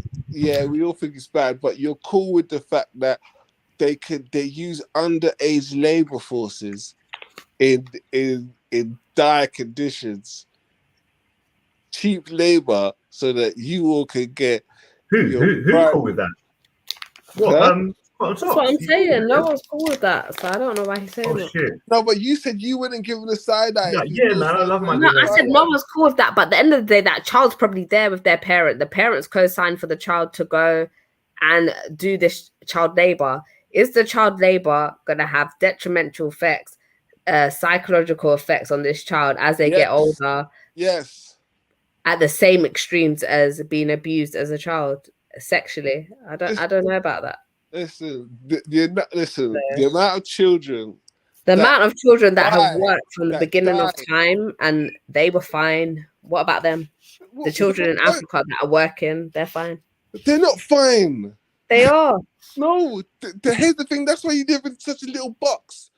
And you don't understand the very thing that's in your mobile phones, the coltan that they dig out from the ground, they dig it with their bare hands, which is a poisonous chemical. So I'm not talking about that stuff. I'm talking about that. I'm talking about the African children in the village that do village work. That's what I'm talking about. But that's the I thing. was talking about children have always been working from the beginning of time. Care about when they put it up on the TV about Balenciaga. Oh, Balenciaga. Yeah, when they're sexualizing children, yeah. They put 2 kids in bondage with you. That's bad. Yeah, because kids shouldn't be doing bondage. In factories that are dying every day, breathing in the smog from the fumes and dying every day, but you don't think that's a bad thing. Okay, so you're just doing the like, oh, I'm talking about breast cancer and now you want to talk about penis cancer.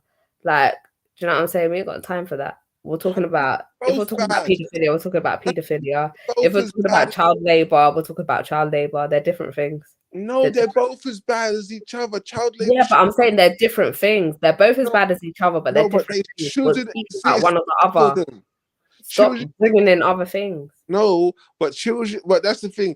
Both shouldn't exist. Well, I'd rather be a child laborer than get a man abuse me when I'm 5. Like I'd rather pick up straw when I'm 5 and go and fetch water than get a penis put inside me. Let's talk about the reality. Can we talk about the reality? I don't know. Maybe you'd prefer Let's talk about the reality of the situation. Yeah, only 2 kids were used to use. Only 2 kids, were used in the advert to take the pictures. Only 2 kids, yeah.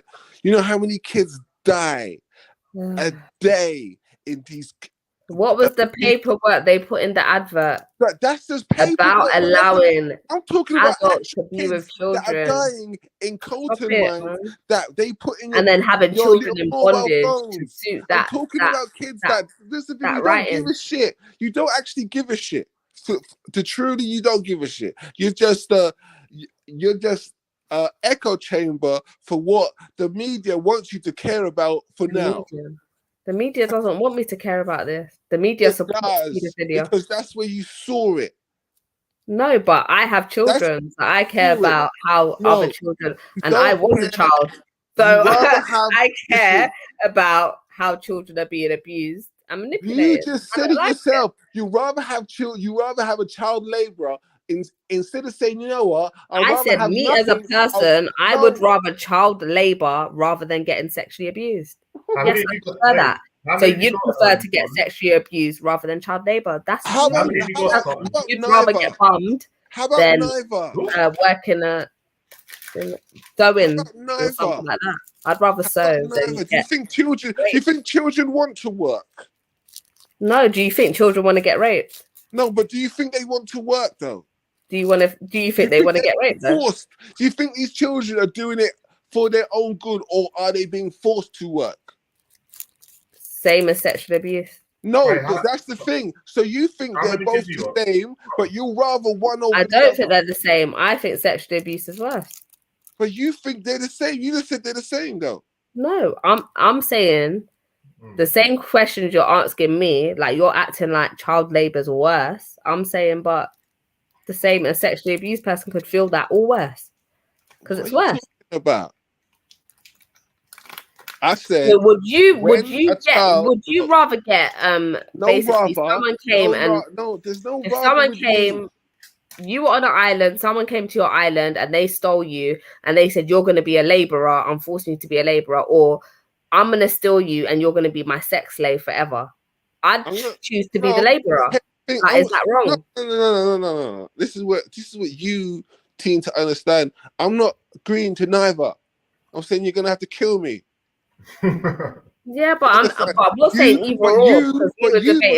You go, okay, I'll have to do one of the lesser. I'll call one of them the lesser evil and do that. You know, no, but you started comparing. You were the one that started comparing the laboring to the child abuse.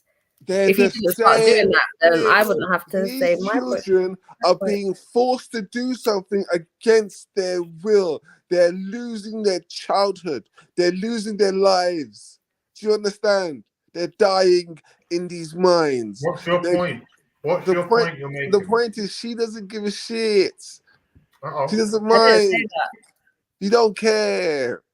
No, I didn't say that. You rather have your clothes made in labor mines. That's why you know why Balenciaga is so expensive, because it's made in Italy. It's made by people. It's made by people who are making proper wage. That's why Gucci's so expensive. Spain is Spanish. No, but I'm saying where they make the clothes. That's why when you buy proper designers, it says made in Italy. It's a Spanish designer. It doesn't. I'm saying where it's produced. Spanish luxury fashion house. Listen, you dumb fuck. By designer. I'm saying where it's made. Do you have a pair of Balenciagas? Sebastian, Spain, based in Paris, France. Balenciaga. Do you know where the warehouses are? And based in Paris, France. Do you know where the warehouses are? I'm just reading. If you no. I said warehouses. Warehouse. If you wipe the swab from your mouth, stop bumping your lips, and just give it a second. And then once I can find out what Balenciaga, nothing to do with Italy, my friend. Fashion has got a lot to do with Italy. I said where they're produced. Do you know where the warehouses are? Do you know production lines? Do you know in a country that's got a shop? No. It depends. No. So it'd be in China, most likely an Asian country. No. All right. So have you? Okay, 1 second. So have you looked up and checked up on Google about Balenciaga's supply chain? But you are literally a walking pathological liar. I literally can tell, just because everything you say is never complex. Have you checked? It's never thorough. It's so literally philosophy says if someone always comes with a little bit of information and it's never complex or it's never comprehensive. But the point of the matter is, it means you're lying. Hello, Kingo. Because you Kingo. don't know nothing about you'll never own Balenciaga. a You pair just said it's Italian. You just said it's. You just said No, it's I never Italian. said I never said it fashion was house and Italian. company. Fuck, French. boy. I said, French. listen. All I said is, I said the production lines are in Italy, where all the finest designers are made, because it's quality maker, quality design in Italy. You understand? When you buy, listen, I'm not going to say. Look, there definitely will be tailors, like master tailors in Italy, but the fact that we said, no, what is Balenciaga? Who is it? Who made it? I didn't say who made it. I didn't say who designed it. I never said any of that. I said where the production. I've always said production. I've never said who made it. I don't give a fuck who makes it. What's production? Wait, what is it? What's production? Wait, who made it and production? Is that not the same thing? No, production is where the factories and where they mass produce. No, that's industry. That's industry. No. That's yes, not that is production. Do you know what production? If you call it production line, yeah, or supply chain. Look, there you go nitpicking. Or wholesale. I'm sticking to the. It doesn't matter. But you're saying something that's too broad. That's what I'm trying to say. No, you're trying to sound like you're being specific about what production you mean. No, everyone knows what production is. They produce things, isn't it? A product. Yeah, but you're not being specific. No, it's easy to call. It's easy to think about when you think about it. When you honestly think, oh, production, product. Wait. So if you've got the person who produces something, yeah, that is the designer. Someone who designed it, they will produce it. Yeah? What? The produce of their design. That's a product of their design. Oh, listen, let me teach you something. Shut up. A designer is not. Listen, my friend, you have no clue what you're talking about. You're a Mason also. So dumb. How is a designer and a producer the same thing when they're two different names? Huh? How? How does that work? How does that figure out? One's a designer and the other's a producer. Two different things. Listen. I'm not. Yeah, exactly. So if you look at the word, let's look up the word. Let's break this down now. Yeah. No, I'm not. I'm not doing this. You're a waste of space. Another word for producer. Yeah, it's gonna say designer. Watch. That's how dumb you are. No, you're looking for another word. I'm gonna do it now.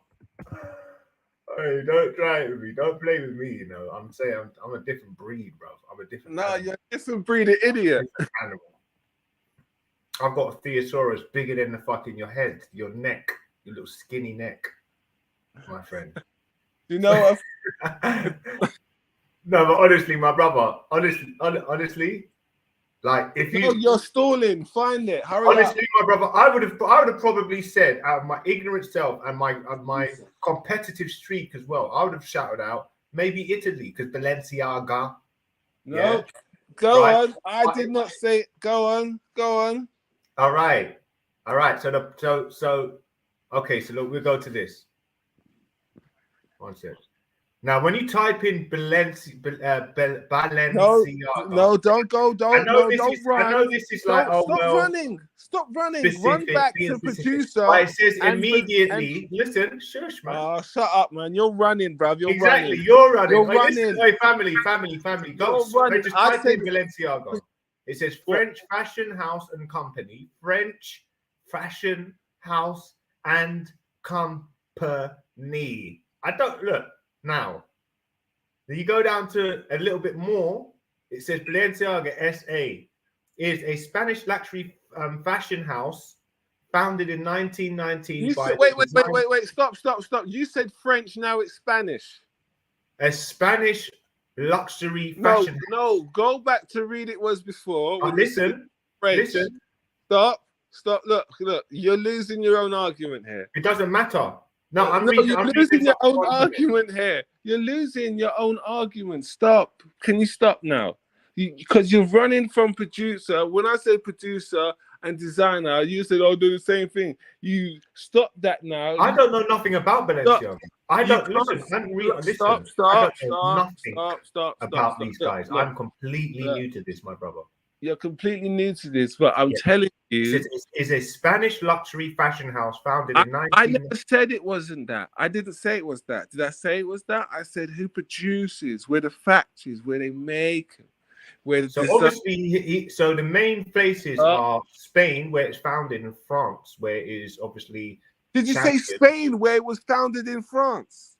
No, I said it was founded in Spain, but in France is where one of the main fashion houses are. So they are actually, like Italy would be Gucci, Prada, Valentino. All these designs come from there. But unfortunately, you got this one wrong. No one's talking about where they came from. I'm talking about where they're produced, where the main. Well, it most likely be in Asian countries where we got most of our production. No, they're not. In the last 30 years, because where they're produced. No, because why do you think they're so expensive, my friend? Why are you using my word? Why do you think? Did you invent my friend? My friend is not your word. Shut up. No, I use that, but that's my saying. That's the one that's a saying. No, but it's not yours. Did you correlate? Did you invent the 2 words? Did you invent the 2 words? Listen, I'm not here to argue. So you're trying to argue, my friend. I'm pointing out facts. You still haven't pointed out what you're trying to say, because if you can prove to me right now that the main production line has been Italy, then do so. But I'm looking for it right now and I can't see it. So really, all you're now doing is allowing loads of squam and fucking spit flying over your laptop, and nothing's coming out. No, I don't. I don't have a laptop. Anything clear. I'm not using my laptop, so friend, and that's not a shot. I'm just saying, stop the impulsiveness. No, the point is you don't know the difference between designer and producer. Listen, I understand. Here's the thing. I understand. Stop. It doesn't matter. Well, can a designer be a producer? No. Stop. Go on. What do you mean? No. Stop. Go on. Yes. Because I tell you what, people create their own clothes and they market it and they advertise it. So look. At the end of the day, I didn't say. Do they mass produce it? Do they mass produce it? It's synonymous. Now, when I say, listen to this, my friend. Come on, it's not synonymous. No, it's not. Listen to this. You know that how production lines work. The place where the original designer came from, or was born, or had the idea, or created the clothing, or created the blueprint for it to be sent to another country, which would be a workshop where the industry, the industry is, where they can build stuff and produce it. Yeah, obviously produce it. That's another word. I mean, look, you're creating something, aren't you? Yeah. And you're mass producing it, so it's called wholesale production. Yeah, that's what it's called. Shut up. It doesn't matter, bro. Listen. At the end of the day, yeah, we said you was specific. You was specific. You lost. If you want to be specific, you still haven't proven that Italy is where they produce, like mass produce it. They don't. Do they? You done that here. Well, you fucking look for it, because I can't find it. You done that here. All right. Okay, let's refresh now. So, do we want to talk about anything else? I was talking about fucking Balenciaga, you knew everything about it. And then when I looked at it for 1 second, it literally said a Spanish design thing, so it's not Italian. So I wrote him off, and he said if it is produced by the Italians, where does it say that? I still can't see it, my bro. Okay, let's just let it go now. I'm saying, man, I haven't called this guy out for the sake of other people's streams and then having another voice box. But when he's literally chatting fucking shit, garbage, I've got to call What it are you out. talking about? It's Because fucking garbage. you're wrong. You're wrong. You still Alright, can't. share screen, please. No, but the point is, let's go back Because to you the found it. original point. Let's go back to the Yeah, original exactly. point that I You're was trying full of to make. shit, mate. Because You're fucking full of shit. Why don't you go and do something in your life? I am. I'm doing more than what you You're are. fucking. What Honestly, do you do? I know I'm a killjoy. Sometimes I'm a killjoy. What do know you what I mean? do with your life? I said something about the what do you call it, airstrike and Buddha, Mr. Blackfist in the air, fucking What do you he's do like with a your senile life? old man. He never Kingo, laughed Kingo, in his life. Kingo, He ran come off on the now. traffic. Kingo, Kingo, have some respect. And then Have you've some got, respect. you know, it's just like, you guys are weird, man. You just come in here chatting shit. And then when someone of not even like a moderate type of communicating skills and you know, debating skills come on here, I just like, I'm lost, bro, with these type of people. You know what I mean? Because honestly, if it had said Italy, then we wouldn't be speaking now about this. But the fact you was going on for like a whole hour, and then I check, and I still haven't seen a production line or a designer that has got anything to do with Italy. Mm-hmm. Just fact check it, bro. I mean, come on. Just say, all right, I was wrong. Just say I'm wrong. You're wrong. Huh? You're wrong. So let's move on, yeah? No, but yeah, one second. We just had Balenciaga doesn't make his clothes in Asian countries or Chinese countries. It makes his countries in Italy, where most Gucci, Versace, and all those other countries have their production companies, so they can get the high quality of clothes put out. Prada, Adidas. No, not Prada. Okay, so look, Adidas, it says someone Nike. in the chat. Okay, look, Adidas, here we go. We've got someone in the chat. Nike. No, Adidas, Nike, Primark. All these clothes make their clothes in Asian sweatshops.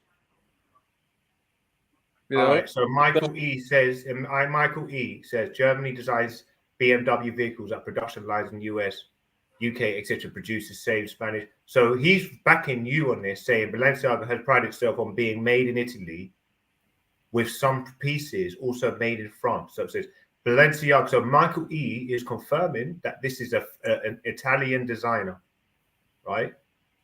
Now, if you want to come on and like, that's why I don't have to say. Yo, Michael E, if you want to come on, I think this is Emmanuel, to be honest with you.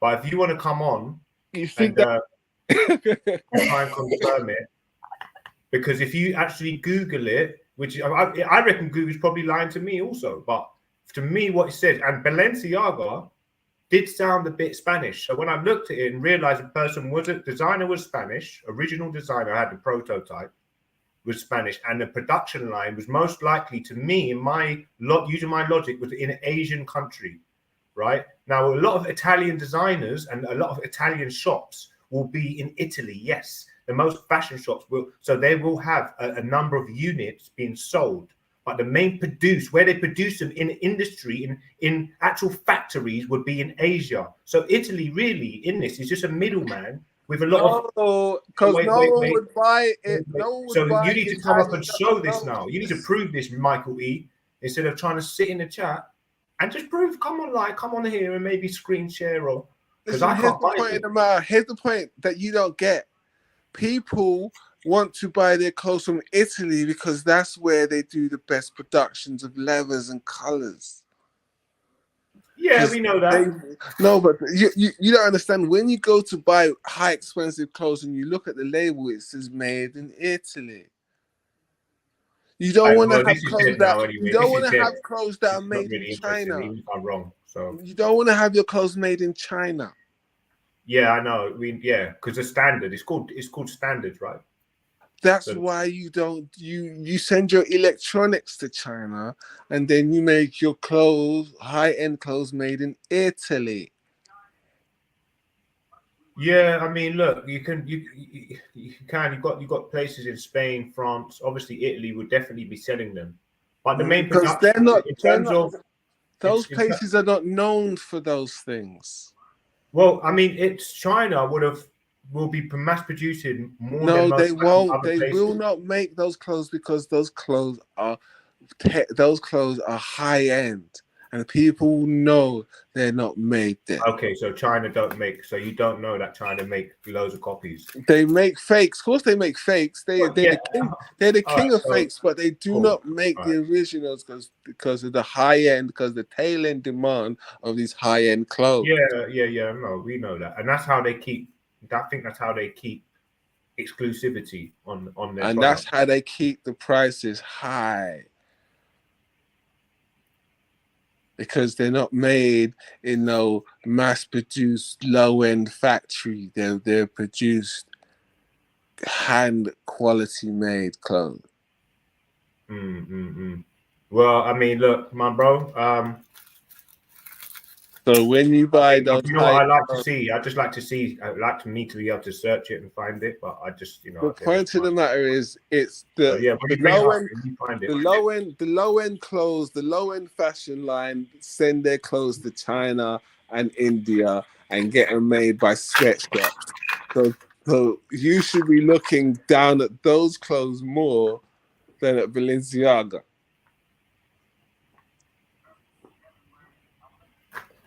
Say that again.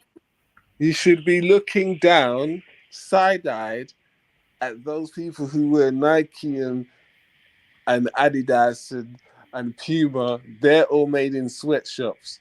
But the people who wear Balenciaga, their clothes are not made in sweatshops. Yeah, but I see them all as the same level because they all endorse pedophilia. They don't endorse pedophilia. They done one commercial. No, I believe in the elite of this world, and they all endorse pedophilia. That's conspiracy theory. I don't care what you say it is. We can look at what if we're going into conspiracy theory. There's a whole ton of conspiracy theories come true, like Balenciaga. Yeah, but let's look at the facts. Let's look at the facts because we can get lost in conspiracy theory. If you stay on the facts and understand that their work, how they pay their employees is far better than how Nike pay theirs. I don't give a fuck, man. From people that are abusing children, that's all the fuck I care about. But I don't care about who's getting paid this and that. All you care about is money. I care about people's sanity and how they and their mentality and how it molds them as adults. But they abuse. I don't care about money. Money doesn't cure nothing. They all run these cotton factories in Africa where child migrant workers work and they grow and have cancers and deformities. So and they die. Yeah, but I bet you took the COVID vaccine. Huh? So I bet you're one of the people that promote the COVID vaccine. No. So why would I promote that? Because you're pro-government, like what the government says you're with. Who said? I said nothing about pro-government. I said, listen, I've already talked bad about the government. I've already the government and the elite people that run these companies and stuff are intertwined. So no, I haven't. I've said, listen, it's their mind as soon as they change their face, as soon as they change the heads of the government. They vote for them again and again and again. And then I'm like, why do you do that? I'm not so we shouldn't vote. Exactly, but you've already voted. I voted ages ago. I said I voted for David Cameron. How long ago was that? Still voting. Hey, David Cameron, you know, that was the biggest slave trade. The biggest slave trader in the world. As well. The biggest slave trader in the world, David Cameron. You know that he comes from one of the biggest slave trading lines. Well, I didn't fucking know. I was lost then. I was very deluded then. I know, sad, man. I know, that's how fucking twisted they got. But I did vote for Brexit. Did anyone else vote on that vote? So, King, did you vote? Well, Brexit. All these things are to make you feel you're inclusive. No, I done two votes my whole life, so I think that's quite good. I'll never vote again though. Vote with your money. If I was in America, I'd definitely vote for Donald Trump again though, because I know he's trying to run again. Why? They're all the same. But I like him because he's more authentic, because he just says the truth. I like people that just say the truth. You get tricked easily. No, but the government hate him though. No, he's just the controlled opposition. They hate him, man. They tried to destroy his whole life. No, they love him. Boy, I love him too. He's funny as fuck, man. And these, if we're gonna go through this fuckery, I need some entertainment with it. Don't mind. Right. Right. Yeah. Yo, hey sis, cheers. Do me a favor, yeah. Fact check this, please. Yeah, go test BALENCIAGA, and I'm one of these people, yeah, who like, I want to be clear with like certain things in it. Now, what I want to do is, I just want you to go and just check.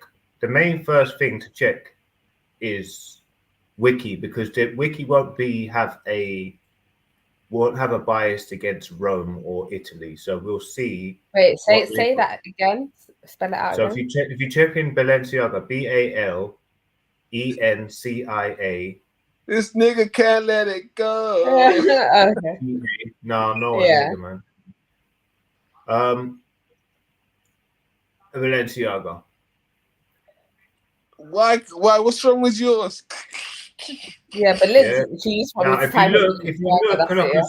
because personally, I don't think I'm looking at the wrong thing or the wrong page, too stupid, or because I know you're not. I'm not going to ask you to look at it because you're just not going to be honest. I know that for a fact. So. But I no offense, brother, but I swear to God, yeah, I'd rather someone just say not much than just say a lot of lies or a lot of stuff they think is correct, but because they don't have a clue, it makes them look like a liar because of how ill-informed they are. But and I swear, why can't you do it? Because but listen, my brother, I'm still reading through the pages. I'm scrolling down. They haven't mentioned anything to do with Italy. Nothing. Okay, Except for someone in the Wikipedia, it says that Balenciaga is a Spanish luxury fashion house founded in 1919 by designer Cristobal Balenciaga in San Sebastian, Spain, and in Paris, France. Now, if you go to Balenciaga production line, which I've just typed in, because the wholesale production, if you look at it, or if you type in wholesale or Balenciaga production line and try and find anything to do with Italy, or even type in Balenciaga Italy production line, it doesn't say anything about them. No, because even in the headquarters on Wikipedia, it says it's in Paris, France.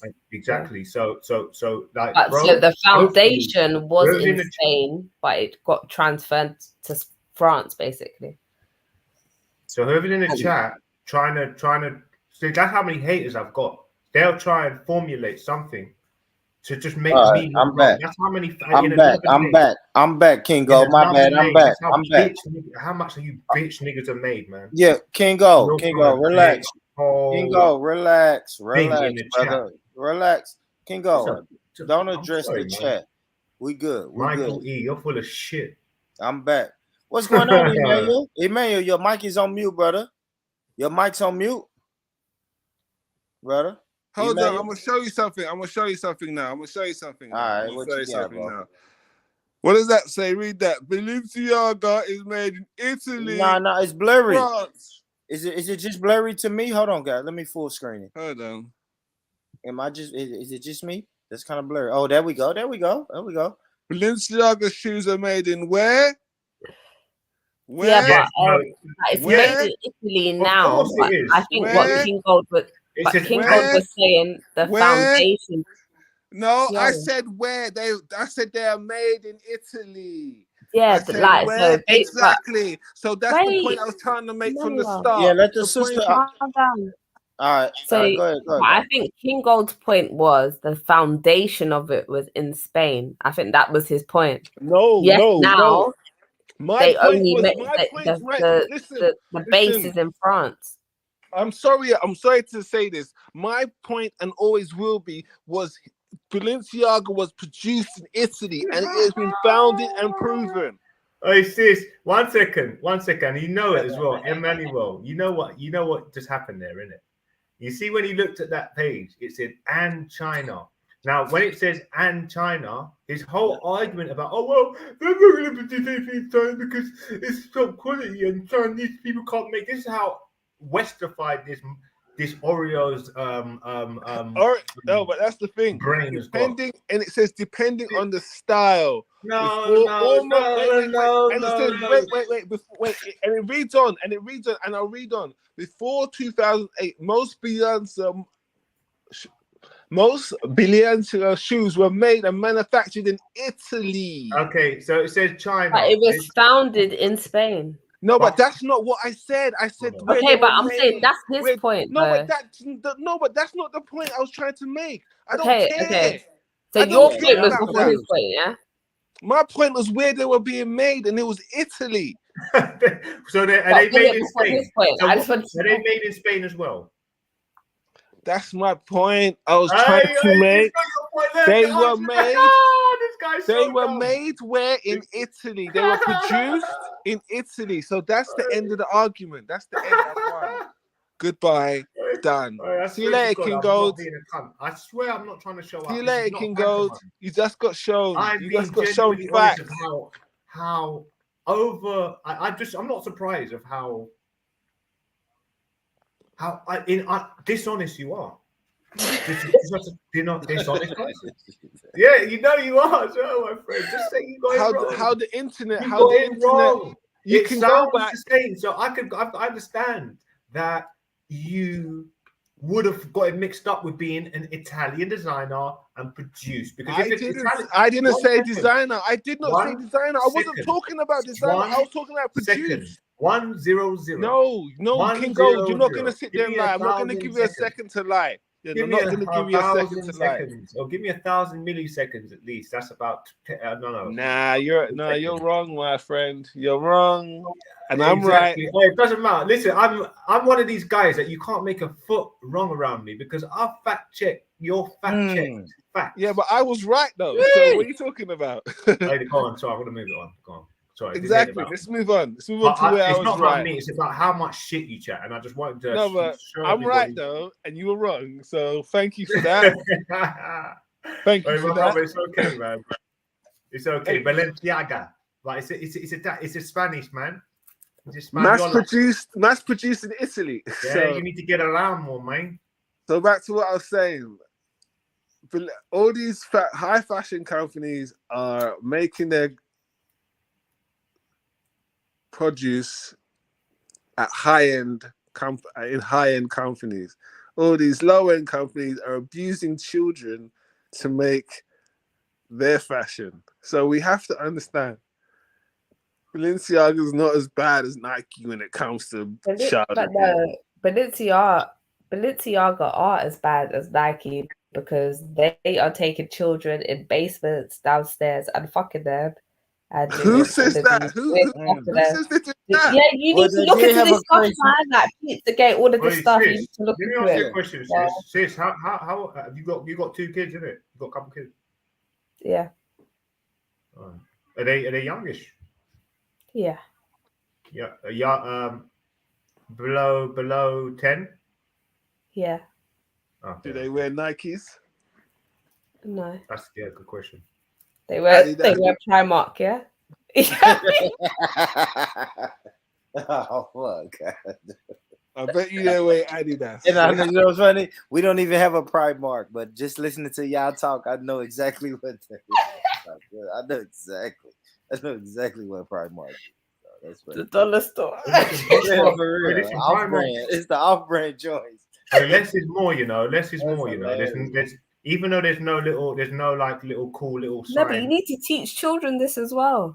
Because as a child, I wasn't grabby. I wasn't like, oh, I want the best Nikes.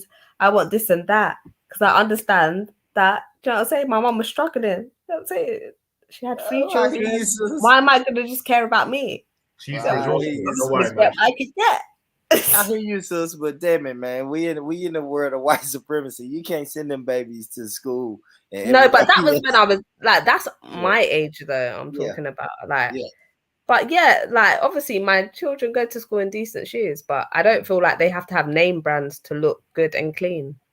Listen, I bought my daughter a pair of Nikes because I felt that I had to make my daughter wear shoes that were made by You know, That was what? Hold on, say it, man. What happened? Michael E, jump on you. to pussy. wear kids' shoes that were made by kids. You know. But you bought her Nikes? What are you saying? I don't understand what you're saying. Yeah, so Yeah, I is bought her Nike a kid? Nikes because I had to make sure that she was wearing shoes that were made by kids. Not kids. Oh, okay, I got you. The sweatshops. Yeah. Got you. Oh, okay, so that's why you bought That's a them. horrible joke. you're That's a against horrible sweatshops, joke, Emmanuel. That's a horrible joke, but I like it. If you use that in your stand-up, that's okay. It might hit. It might hit, Emmanuel. That one might hit. It's good shit. And so what about Vans and stuff like that? Is that a sweatshop as well? Most likely. You said Vans, probably, right? Yeah, they're gonna The outsource Vans, that. They're gonna what else? outsource that work. American companies are going to outsource that work. I mean, it is right. Any business, if you can get cheaper labor, then you're gonna get it. So Now the reparations we're fighting because that was free labor, right? So let's not get it twisted. Yes, it is. I don't even know if I like. It is a sweatshop. Yes, it is. Because they are getting paid way less than workers in America will get paid. And you know it's what, not Born? slavery. Born. It's not fucking slavery because My it's not brother. free labor. Wait, my Born. You know the people in these sweatshop Yeah. places in Indonesia, Taiwan, all these places in Orient, yeah? They're doing it actual hands. So it's going to be more better design quality, right? It's going to be longevity, but have longevity. Now, with these mass-produced ones, they're using machines. So it's a different type of thing. Like with the stick back, people want to see stuff that is authentic. Yeah. Now, authentic is where it's not everything so symmetrical and just like everything's the same. And that's the thing. So like now they're kind of like they understand that China and what they bring is just as valuable as how the West produce stuff. I'll say it's sufficient. Yeah, it's sufficient. It's like what's the difference? There's no difference. Well, if you go to the manufacturers, it's probably a slight difference. But I don't know. I ain't gonna lie, Kingo. I don't know. Like I don't know. I don't. I'm talking. I've purchased real, quote unquote, real Timberland boots, and I've also purchased quote unquote fake Timberland boots. The naked eye, I couldn't tell the difference, but I'm sure a manufacturer, you know what I'm saying, could really tell the difference. Kingo. I bet you over time you'll be able to tell the difference. Now that's what I didn't even worry. You know what I'm saying, Emmanuel? I didn't even think about that. I didn't even think about like a 6-month comparison. I didn't even think about that, but I do. I do understand that, Emmanuel. I do. I think the original, if it's built to last, is gonna last, and the knockoff is going to fade away. And that's just my experiences with knockoffs. They've always faded away. Because they're only built to look like the Timberland, not to last like the Timberland. So it would be a slight difference, Kingo. Now, if you're saying hand stitched or machine made, is that a slight difference? I don't know. I would ask Emmanuel and Cotton that question. I just don't think that, Cotton, you really should be talking about like all these conspiracy theories. I don't think you should, because you got kids. I think you got kids. You know what I mean? And these people are weird. You know what I mean? So I wouldn't even put myself out there. Not out there. Well, I'll say this though, Kingo, but it's crazy. Like we can't really say that, right? Because women should be silent. Yeah, like you have a lot of stuff to say about the what is it, the NHS, Kingo? You have some gripes with the NHS, right? Yeah, but I can prove that though. I know, but listen, but I've heard so many people in the UK have gripes with the NHS. I've heard another group of people in the UK say that's conspiracy theory. They're only looking out for your benefit. Their job is to look out and help you for your benefit and the benefit of the community and the country. But you would say that they don't do this, they don't do A, B, C, and D. I could call that a conspiracy, Kingo. So we have to be real careful what we call conspiracies and when we just throw around that phrase conspiracy theory. We have, you know what I mean? We got to be real careful, Kingo, because I've heard you go on a 2-hour rant about the NHS system, but then I can get a white woman from the UK on this panel and she'll tell you the NHS system is the best thing that the UK's ever had. It has its ups and it has its What do you say about that, King Gold? And that was out of nowhere. You came with that. No, that's all right. That's all right. But you know, they could say that the streets are paved with gold, and in New York, concrete jungle, where was it? There's nothing you can't do. Welcome to New York. So Alicia Keys sings how great New York is, but yet everybody's getting locked up, and there's like protests going on and all sorts of stuff going on. So yeah, but I want to get back to conspiracy theories because when Cotton Sock says what she has to say about Nikes and sweatshops and all of that, you would say that's a conspiracy theory and she should let that go. But in the same breath, somebody should say, man, you need to let that NHS argument go, bro. And it's true. Go. And it's true. I know many grandmothers that's been saved by the NHS. So I don't know why you're doing. I just feel like I don't think with me had a major impact on my life, major. But with her, she doesn't really have to just buy it, or it's not really having an impact. Clothing brands to that degree, they're probably branching off onto new ventures, which are don't know what they're putting their money on fully, and probably it's nefarious. But it's not really something I'll be invested in where I'm going to champion it. Whereas I'll champion my shit because it's malpractice that I'm still pursuing. So that's the big difference. So.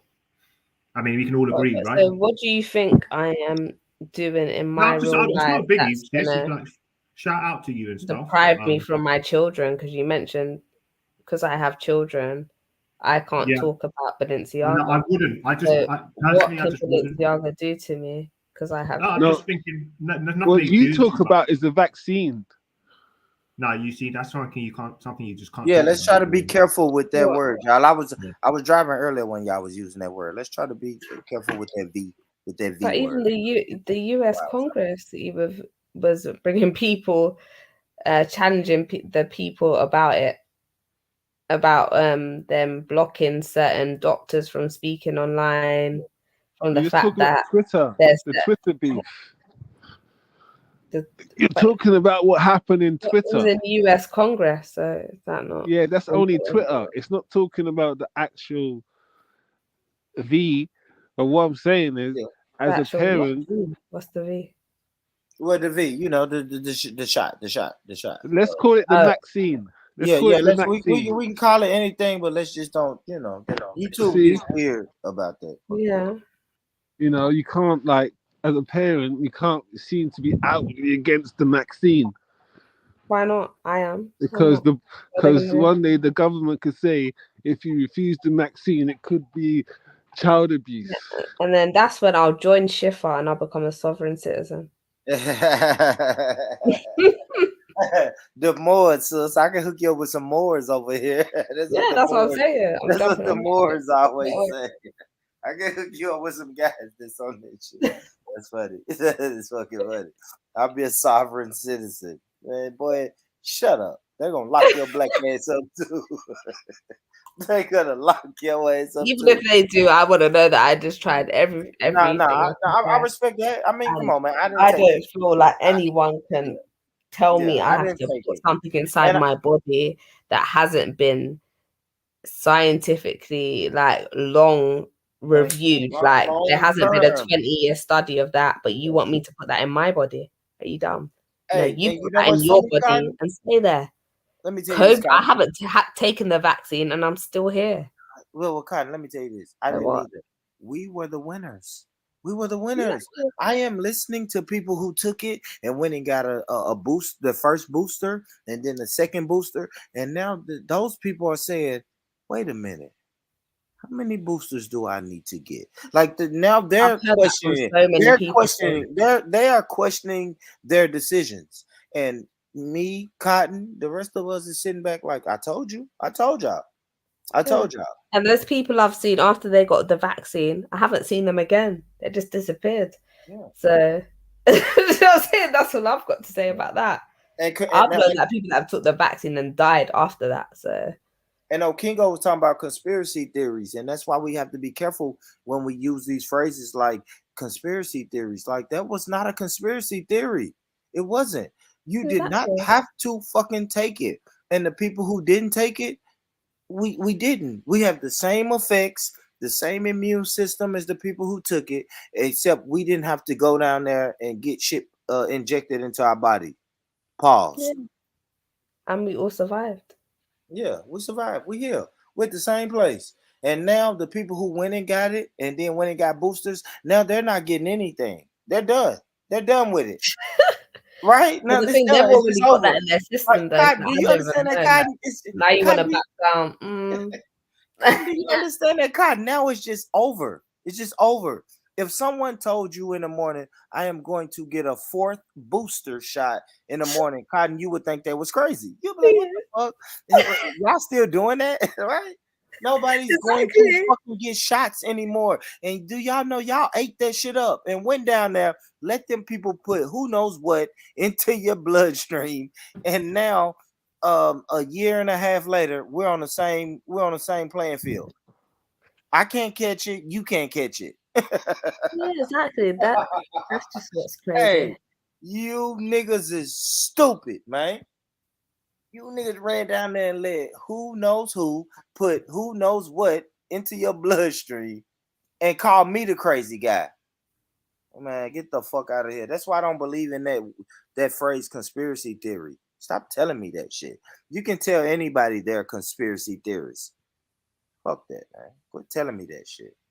I believe what I believe. I think what I think, and I choose what I want to choose. I am not going to. Wait, you listen to David Icke a lot, yeah? Telling me about no fucking conspiracy theory.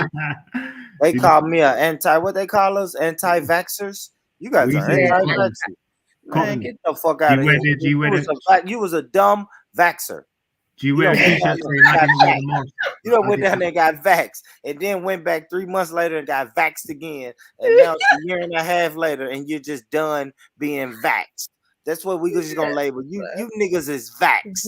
You got the that's a virus. I don't want you around me because you vaxxed. Yeah. No, but that's what some people say. Like they say that the people that got the injection in it, that they shed the virus, so stay away from it. Yeah. For real. Has anybody caught it up here? I ain't even gonna have sex with nobody who's vaxxed. That vax is like the new AIDS to me. You're vaxxed. Exactly. I would never have sex with you. You vaxxer. You're a vaxxer. You went and got vaxxed. You let the white people put a needle in you, man. You silly. Just because they told you to. It's a mysterious ghost outside that will kill you. Dumb motherfucker. Y'all silly. Y'all silly. Y'all silly. And y'all taking these from the same people that told you that somebody landed on the moon. Y'all trust this guy. You wouldn't trust your drunk uncle if he told you he landed on the moon and then in 3 years, no, he told you, listen, this is your drunk uncle, right? When you was 10, he told you he landed on the moon. And then when you're 35, he told you, come here, let me give you this shot. You would never, like, what are we doing, man? Wait, why don't you understand what I'm saying? This same drunk uncle told you it's a mysterious allergy out here in the world. You need to put a mask on, and if you're not gonna wear a mask, wear a mask and take this shot. And this is your drunk uncle that told you he landed on the moon. Hey, Bourne, why don't you have why don't Jen Wallace jump on here or what's his name? The other one, the Will.i.am. What's the name? Crazy guy. What you said? Where's your American clique, man? The American sector. Yeah, I don't have a clique. I don't have a where's Ari and all of these guys, man? Yeah, I don't have a sector or a clique. Because they call it sector out there. Who calls this sector? They Who say is the they? beef sector. They say they don't want Who squash is and beef they? sector. Who is they? Who is they? Kingo? Ari, Yeah. And Ari, who all else? these other people, you know. And who else? Who is other people? Like All an Kingo? American lot. It's a beef sector. No, Kingo, but I've never heard it. It's I'm called in the beef America. Kingo, no, don't laugh. Kingo, don't laugh. Don't laugh. Don't laugh out of it. No, I'm asking you literally. Like who? I've never heard of a beef sector. So who in America? Ari. Where's Ari? She, Oh yeah. I don't know what RE is, man. What is that? Your friend? Okay, go. Well, look, when I see the American sector, they come. There's that guy William. You know the Will. What's his name? The crazy guy. Kingo, you just name dropping right now. You're gonna pick. You got somebody that can pick Ari, that up. there's Ari. There's a God of Jacob. There's shout out God of Jacob. That's my guy. There's all the American. You know who they are. I have to name them. I just know God of Jacob's the G. Big home. Wait, who's the other one now? I'm trying to think of his name. Shout out to the Americans, man. Black Americans, right? You're not talking about no white people, are you? No, black. Yeah, we talking about shout out to the Black Americans. Melanated, you know, melanated. Yeah, easily. Man. Lady spade. Yeah. What's this? Yeah, we outside Kingo, man. Who's the crazy brother now who jumped on Trill? He jumps on Trilluminati sometimes. I don't know what's it. I think he's an army veteran. I think he's in the army. Yeah, he's in the army. He's an expatriate. But anyway. Yo, you guys are gonna go bed, yo. Yeah, I think I'm out as well. It's like nearly 4 o'clock. Big up, you guys. Man, salute, Emmanuel. Big up, Born Rich. Great show. Thanks for having me on. Nah, salute. Hi, Emmanuel. Anytime. See you later, Cat. Cotton. Yeah. You call her cat? You call her cat? All right, peace, man. Peace. See you later, Kingo. Later. Yeah, man. All right, bro. Right. Y'all boys stayed up late. But where's the American? That's why I thought your American homies were gonna come on. I thought it was gonna be like old days. Remember when I used to kick it with you like back in the day morning. Yeah, I know. They didn't jump on. It's Saturday night though. It's probably got to be a weekday for them. They're out, isn't it? Yeah. Everybody outside. I'm even looking in the chat. I see Stanley. Wait, who's the brother that has sex? Oh, not Stanley though. Yeah, I know what you mean. No, I'm just saying somebody I know. He's not even in America. Who's the guy that has sex with midgets? Who's that American dude that wants to always have sex? Talked about having Ashley. Yeah, but Ashley's not a regular on Born Riches. He's not really regular. He's not. That's what I'm saying. I'm like, where is this brother? Because I thought he'd be flying. He's like, you know, quite active. He's out fucking midgets. And he always talks about having sex with midgets. It's Saturday night, man, and it's like what is this? 10 p.m. Almost 10 p.m. Close to 10. So it's early for you, like it's nearly 4 o'clock in the morning for us. Yeah. 4, man. Yeah, I woke up in the middle of the night and I was like, okay, let me just And you tried to jump on Velis. I see Velis, yeah, he was on till late. I think he was talking about some transsexual topic that was the main topic of discussion. And to be honest with you, it was so basic. I was like, I don't know how you could have such a question of the day up and expect people to have a big discussion about it. And we were like trying to look at the nuances of what makes men and women. And it's like, okay, don't have much to go on with this except for weirdness. Is that right? Can't go. Yeah, man. The topic was I mean, ridiculous. Yeah, but it's like Kingo, like, because I'm on Clubhouse as well, innit? And like when you Clubhouse, yeah, I'm a regular. Yeah. What's that in the Yankee sector? Is that in the Yankee sector? I dip into the Yankee sector sometimes. What's a Yankee, y'all? What's a Yankee? American. I mean, but what does that mean though? Yankee, innit? Yankee dude that went to town. Just American. What is that? What's a Yankee? A yank, right? Yankee. A yank. What is a yank? I just know it's a reference is American. I don't know how it does, but I just use the word. Forgive me. All right. So anybody know what's the Clubhouse? I've been invited to Clubhouse. So I know It's like Okay, but go ahead. All right. I just know there's a baseball team, the Yankees. All right, let's go back. We can go back to Yanks. Yeah, Yanks is an American. I know it's probably a negative, negative connotation to it, but I don't think it's that bad. But yeah, I think cracker's worse, right? That refers to American slave owner. But yeah. So what are y'all saying about Clubhouse, man? How can I find y'all on Clubhouse, man? Clubhouse saying? Yeah, I'll put what my name is in the private chat. I think the topics that you were having back in the day were good. You said what? The topics you were having back in the day were good, equally as good. But yeah, I think Robbie, whatever his name is, was a good panelist. I'm surprised he doesn't come up and talk more often. What's this?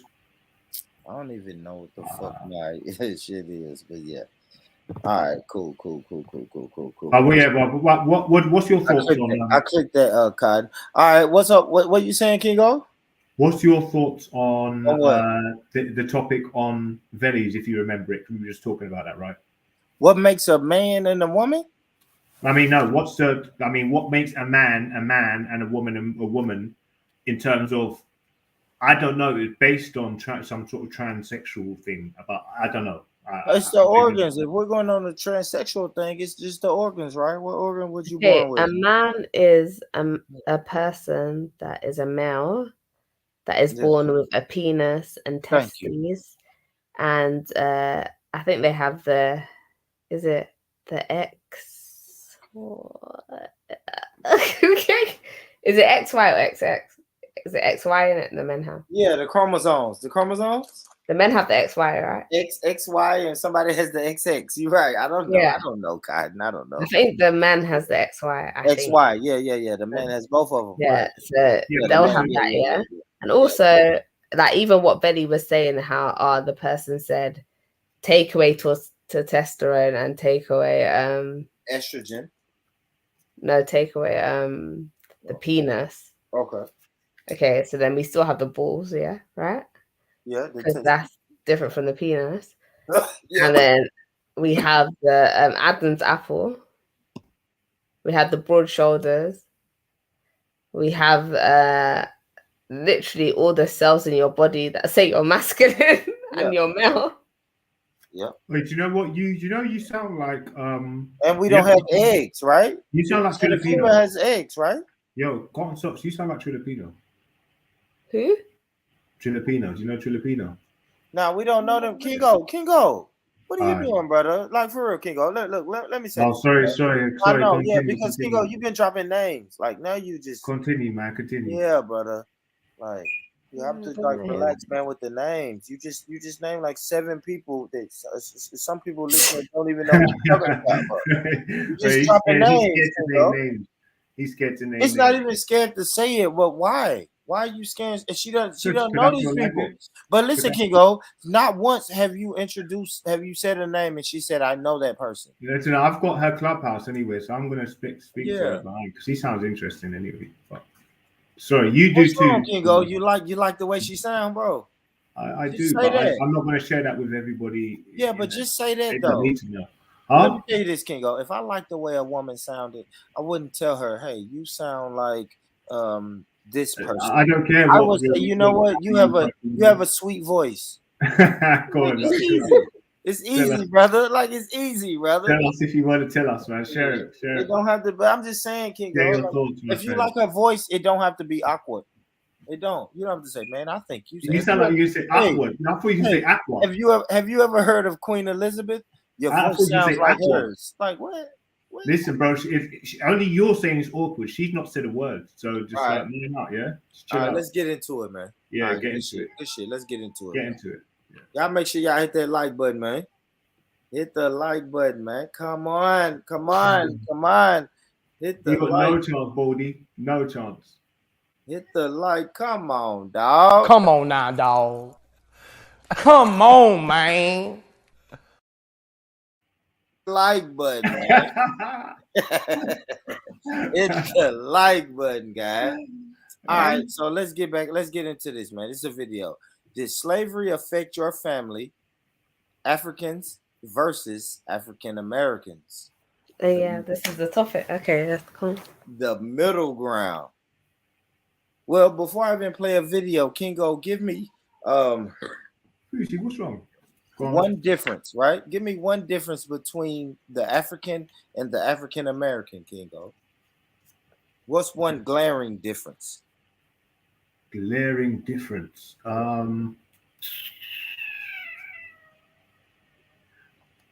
Oh, that's a good question, right? Glaring difference.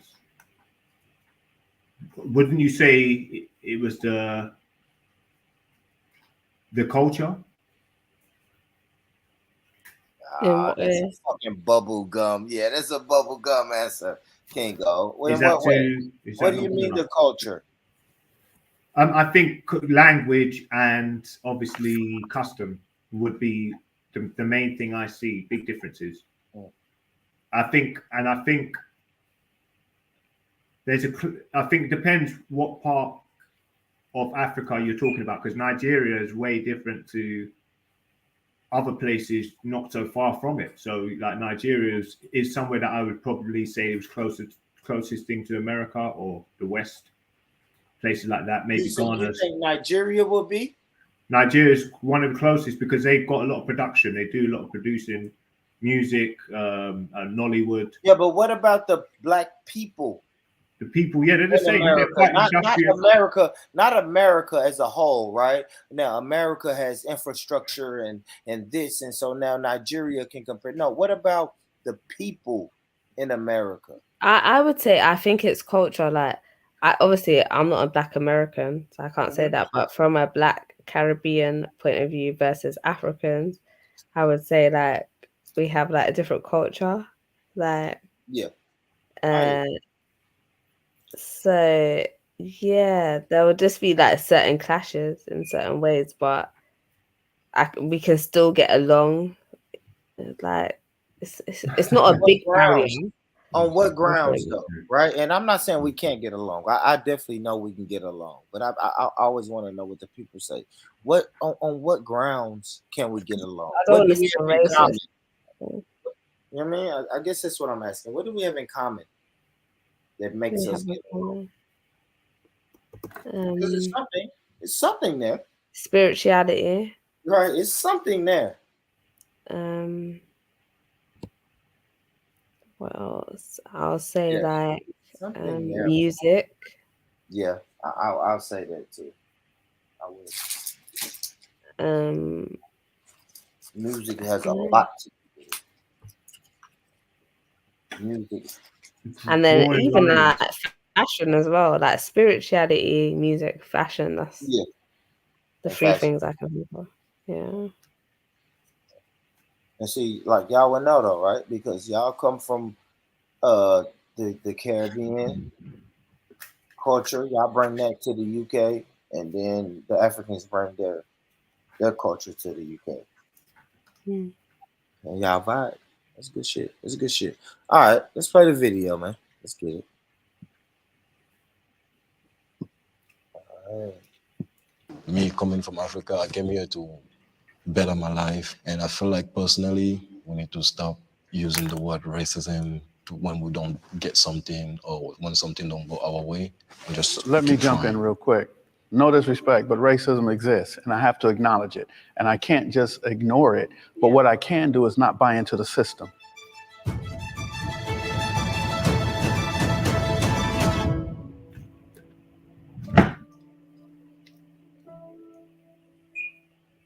Step forward if you agree. Slavery affected my family.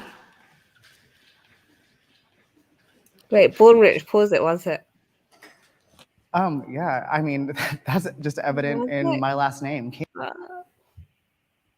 Yeah, so sorry, a major thing I wanted to say as well. The difference is that Africans in Africa didn't go through fucking slavery. So, how did I forget that? I mean, We that did is. as African Americans and as African Caribbeans, we did. Yes, So, yeah. I agree. I agree, Cotton. I do. I mean, I wholeheartedly agree. So I did watch a video that one time that said it's fucking race, it's racial consciousness. Anyway, family, I'll Right? be back another time. Yeah, peace. Good speaking with you, Colin. I've got to go. I'm gonna go sleep, man. Try to get some sleep. Peace, So, man. so what I did here is it's no race consciousness for the African family on the continent of Africa, right? Because it's not racism. It's no racism. So they don't really understand the concept. Of course, they're gonna shoot that down. Like, man, racism ain't no fucking racism yet. I mean, I don't know. Yeah, and if anything, they feel like after they've come out of their system, that they was oppressed by still people that look like them, black people. Exactly. That now they've come to this place, and a white man's helping them get to this place. Yeah, so absolutely. opportunity for them. Mm-hmm. Do you know what I'm saying? Absolutely. Absolutely. You're going to not, in a sense, you're going to worship them. You're going to always be loyal to the person who looked out for you. So yes, if the white man made it possible for you to flee to America, and then the white man's looking out for you, of course, then you're gonna owe him something. You're gonna have a sense of loyalty to him. He the one helped you. Yeah, I don't know. Your enemy, not my enemy type of deal. All right, all right. Let me play this. King. I mean, that's the brand of the slave owner that put that name on my family all those years ago, and I'm still wearing it in those ways, along with the compounded, economic disparity, social disparity, mental trauma, all of that. I mean, it's tethered forever. So to go back to slavery and talk about post-traumatic stress disorder, it has never stopped. So there is no post. What my great-grandparents were teaching my grandparents, who taught my mother, who taught me, came from what they learned through slavery. I want people to pause on that, right? And then people talk shit about Black Americans. You don't know your history. You don't know your roots. You are this. You are that. You should subscribe to this. This brother right here just said something so dope, man. That man said his grandparents got the lesson from the great grandparents and then on up the ladder. Every time you go up the ladder with a Black American, the shit leads to one road. Your captivity, man. So, look, man, go get your check. Go get your fucking check, man. But this oral tradition is so dope, man. And this oral tradition is all done on one land. It's just different, man. Shit's just different. Shit's just different. But shout out to this brother, man. I don't know what's going on with the other brother, man. He shout out to him too. All right, let's go. Parents who taught my mother, who taught me, came from what they learned through slavery. So there's a lot of fear, a lot of insecurity, a fear of society, a fear of law enforcement. So slavery has made a major impact where the low self-esteem is consistently reoccurring. I think for me, growing up in Los Angeles, California in the early 1960s, there was a stereotype that I didn't want to be Black. I didn't want to be African because we come from Africa or we're slaves. So I want to be a Chinese boy. I want to be Bruce Lee. So growing up like that, I didn't like myself and who I was. I didn't like the color of my skin or the way that I spoke. So I emulated other people. I want to be. Okay, Unc wildin'. Now, Unc right here is wildin'. Yeah, you can't be Asian, Unc. You gotta. Okay. Yeah, but I think I guess what I know what he means in the sense of when you're a Black kid in the West, especially in them times, what you're seeing on TV and stuff, you're not really seeing a representative of you. Do you know what I'm saying? In a successful role. So you're gonna jump on that because I remember when I used to watch Matilda, I used to be like, oh yeah, I'm gonna do Matilda. You know what I'm saying? Then I used to think like, oh, how comes when I have my hair out, I don't feel the wind blow? Like, why doesn't it flick like Matilda's hair flick? Like I wanted to do how her one does it. Do you know what I'm saying? Then I used to get my mum to blow dry my hair to the style. Do you know what I'm saying? But it's just all manipulation because it's just what you're seeing. Nah, you right. You right. I ain't gonna lie. It's the perception. So it's like it's not wrong, but it is wrong because as a black child, you shouldn't feel like that. But then your parents have are here in this place. Yeah, not chosen. Sorry, but they're in this place. So it's just like this is what happens. Like if he was back in the Caribbean, if he was back in Africa, it'd be different, innit? We'll be seeing our people. For real. Now you right. You absolutely right about that. I want to be the fucking Black Power Ranger, man. Yeah, I used to want to be a Power Ranger as well. The pink Power Ranger or yellow.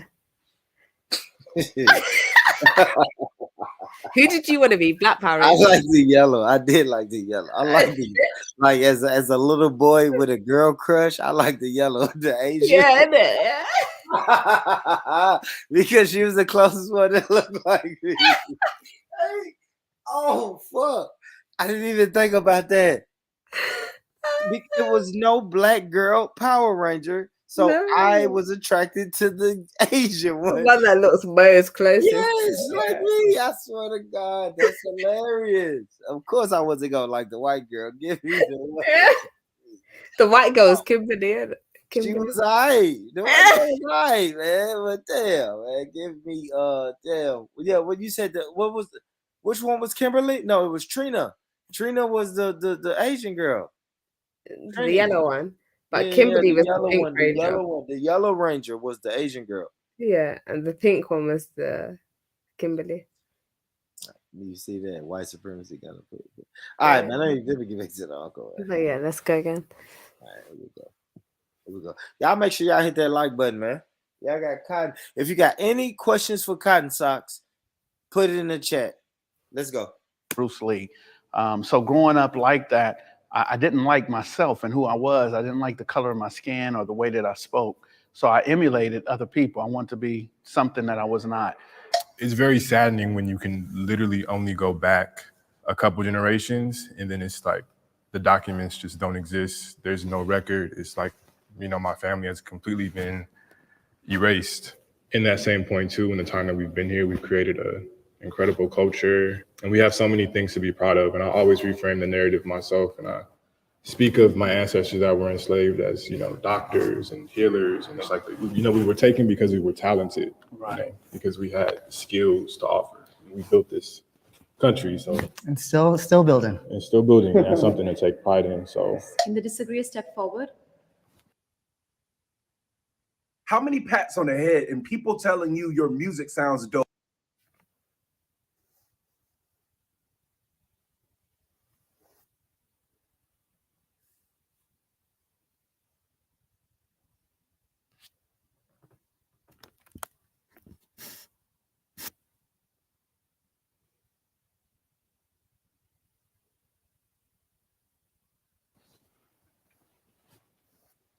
Slavery didn't affect my family, but we did suffer a different type of slavery back home. Like we went through colonization. Like I am Bamileke. There was a massacre of Bamileke. You guys can look it up. They killed like more than 300,000 of my people because we did.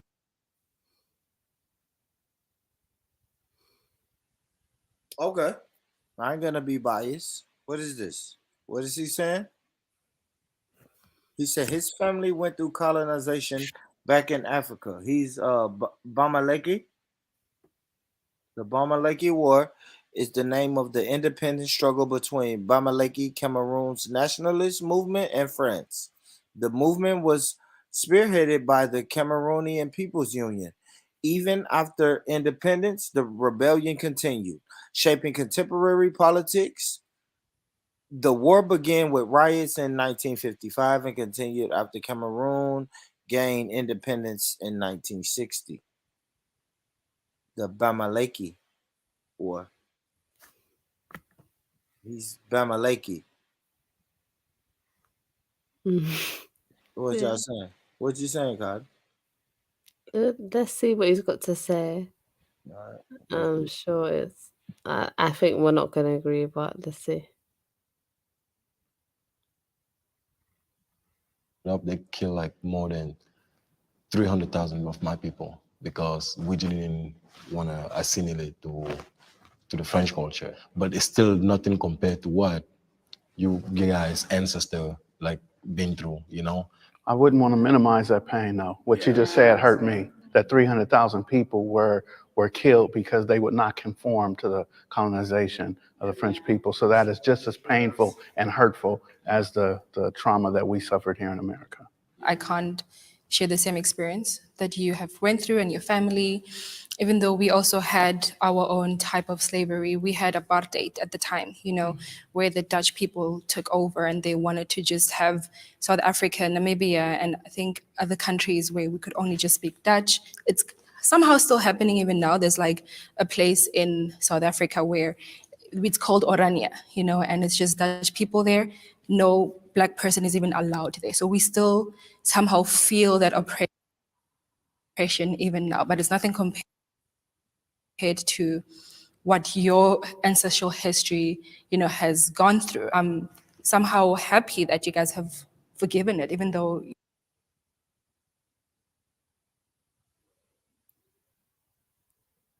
Why did you pause it?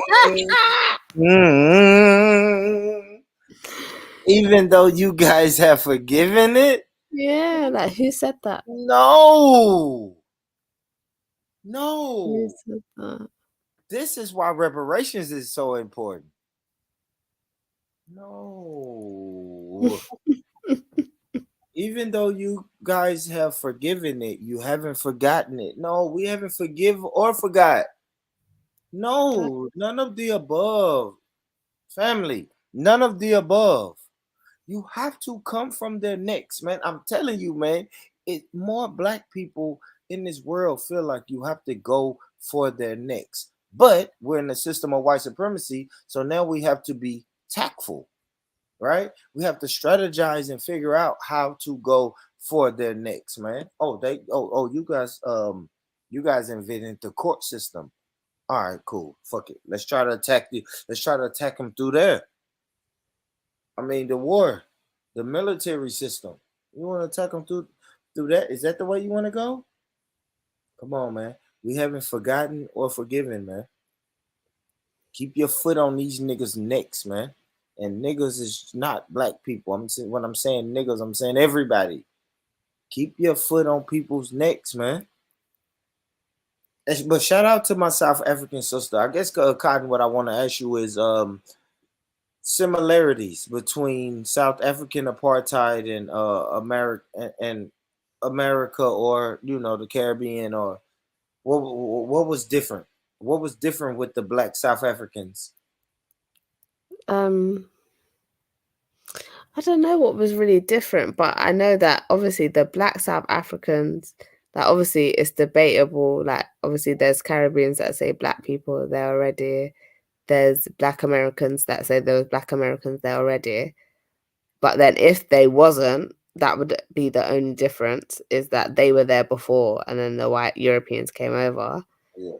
And then I just feel like what they done to the South Africans were really fuckery. Like I think it's like really bad.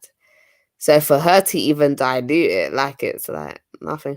I was kind of surprised. I can't lie. Yeah, I mean, she acted like it's like water off her back. Like she's forgotten about that shit. She's winning and she's good. Like that's what I don't know. All right, let me play a little bit more.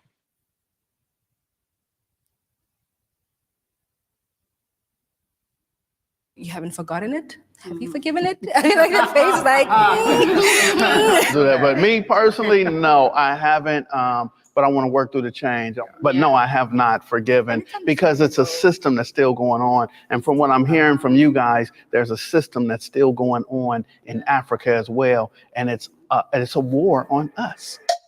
Racism is the main cause of poverty among Black people in America.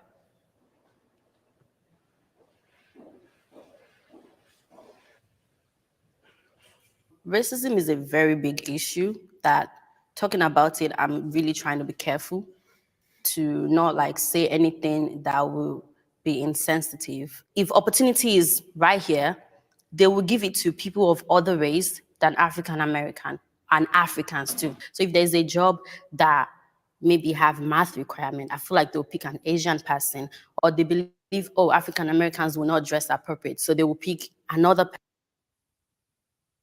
person. They will always like pick people that are not black over people that are black. And I also think, I think the crucial like missing point when we talk about economic disparity, time is the most valuable currency. And if you have like a stock that's like the American dream is the stock, and you know, during all that time, all that asset, the American dream was appreciating, and you're not allowed to take out business loans, you're not allowed to read, you're not allowed to write, you have to first fight to become 3/5 of a citizen, then you got Jim Crow, and then you got everything else. It's like you're now having to buy in at a price so high because the time is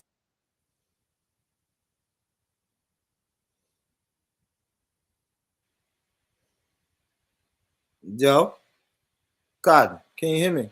Yeah, I can hear you. Okay, yeah. The time is irreplaceable. Yeah. And shout out to that brother right there. I don't know. He maybe I don't know. Yeah, I don't know if we can fully stamp him as a Black American. He's I gay. mean, shut up. Yeah. Cotton said he's gay. Yeah, you're right, Cotton. You're right. He's gay. He's definitely gay. He's definitely gay.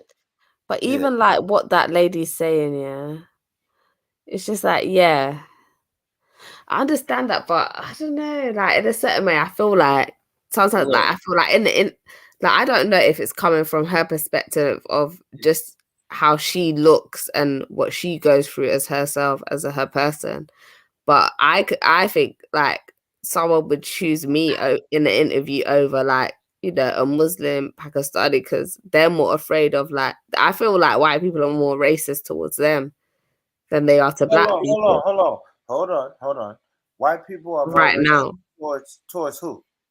Like, so right now, I feel like in London, I feel like the white people, like the local white people, are more racist to like Pakistani Muslims or just like Asian people rather than black people. Because black people have been here for longer, and black people, especially like black Caribbeans, have more like assimilated into white culture, whereas the Asians have like never assimilated into it. Like if anything, they're just now starting to slowly assimilate into the white culture. What? God, that's crazy, God. I've never heard that in the UK. I haven't. No, but I really think that. I've heard. Okay, so this is what I've heard, right, from the outside looking in. I've heard, right, the Asians are the I forgot the phrase, but they're like they're the best of servants or something. I've heard that phrase, right? So the Asians. Yeah, that was in the old days. That was before all that was when they were just Indian Hindus and all of this. Like when they started turning, all the Muslim ones started coming. That's when the issue started turning. Do you know what I'm saying? So what are you saying? So are you because saying like the Muslim thing, the Muslim religion is making it like opt out it separated them from like the white culture, because then there's so many things you can't now come into in the white culture because now you're Muslim and you've got all these other things you have to abide by. Do you know what I'm saying? Whereas the black Caribbeans, they just assimilated with it. Do you know what I'm saying? Yeah. You know what I'm saying? We're Christians. You know what I'm saying? Or we're Catholics, but you know, we'll still drink a bit of alcohol. I'll say we're still ready to party. We still want to catch a vibe. Do you know what I'm saying? Like all of them stuff where as the Muslims are not like that, isn't it? So there's more of a connection. Okay. Damn. Culture, I never would have guessed like, that. Culturally. I never would have guessed that. Never. Yeah. But yeah, let's go on. All right, let's get it, man. Let's get it. And shout out to this brother, man. Damn it. He's going away. God damn, man. Why he gotta be like that? But all right. Yeah, I mean, shout out to him, man. Damn, you just want to be like this with your life. All right, fuck it, man. All right, here we go. All right, I rewinded a little bit, family. Here we go. To write, you have to first fight to become 3/5 of a citizen, then you got Jim Crow, and then you got everything else. It's like you're now having to buy in at a price so high because the time is irreparable. You can't get that back. One Black person today cannot, in one lifetime, achieve what generations of white families were able to do simply because they didn't have to compete with us to do it. Yeah, I agree with you totally. Like, Yeah, I was thinking, just like you said, from a historical standpoint, we start with slavery, then that's centuries, generations of stolen labor, like you said. Then we get into Jim Crow, which is just an extension of that. Then we have redlining, we have mass incarceration, we have events like the bombing of Tulsa and Rosewood in Florida, and all these different examples of our wealth being decimated. And I don't say that to come from a defeatist or a victim mindset, but I think if we just have an honest conversation about history and what we've gone through when we've been here, racism is definitely a big part of that. And there are a lot of successful Black Americans, a lot of millionaires, a lot of, business owners, but they're exceptions for sure for a reason. And there's a big difference between income and wealth. I would like to challenge the ideal that African Americans are lazy or that we don't have a good work ethic. I think there's this perception that, we're here, we're in America, how are we not doing better for ourselves? So. I thought I was gonna be the only one staying. I was gonna be like, oh, I'm about to be like Kanye West, but okay, there's a lot of things we can use as an excuse to hold us back, to not to reach our potential. But it's up to us to look past that. Like me coming from Africa, I came here to better my life, my family. I'm the only one here. And since I have been here, there's a lot of bad things that happened to me. There's also a lot of good things that happened to me. Us African or African American, we need to look past racism and just focus on our own goal. Like, what do we want to achieve? And we need to stop using the word racism. So we need to look past the word racism. You heard that? You know why? But man, listen, man, you don't have the fucking oppression of being discriminated against because of your color. That's it. Yeah. It's a racial consciousness. It's a racial realness that our African brothers and sisters, they don't have. Yeah, facts. I believe that, and just seeing what he's saying, you can see that. Yeah, but the dangerous thing for us, right? So now let's just say me, like a Black man in America. You know what's dangerous about that is if a person who don't get that connection with another Black person in America, they're easily going to conform to white supremacy. Mm-hmm. And a part of white supremacy is I can look like you, but now white supremacy has put me in this position to where I don't realize it's white supremacy, and I look at you like you're beneath me, just like the white man look at you like you're beneath me. You know what I mean? Like and why you like appreciative that you're here, like with the white man, like that's how I said they feel. Right? Yeah, they don't have the history. Yeah, they just don't have the history. They just don't.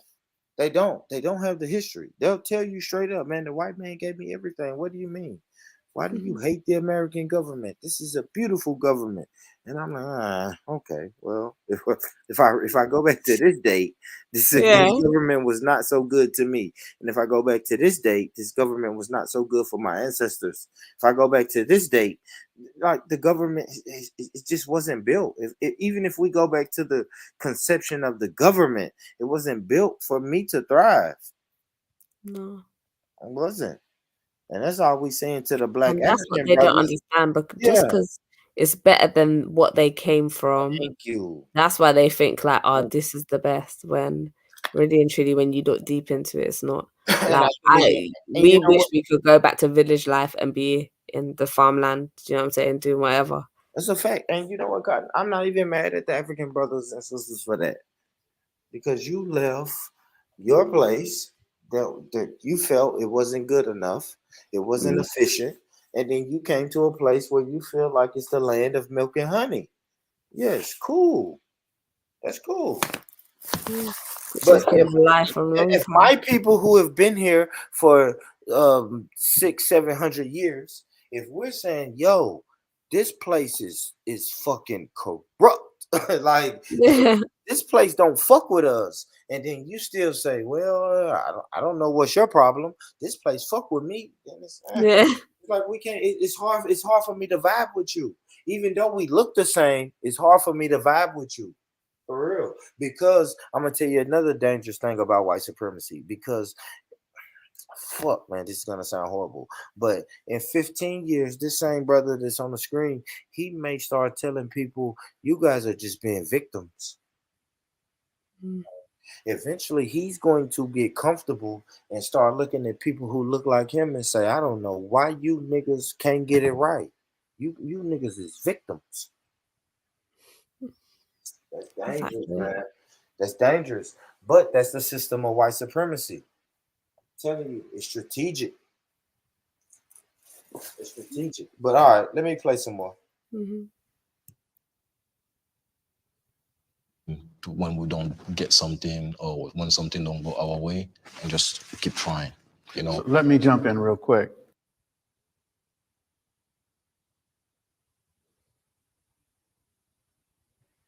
I'm gonna say this real quick, and then I'm gonna say this, and then I'm gonna play the video. But he just said that. He just said something real serious, man.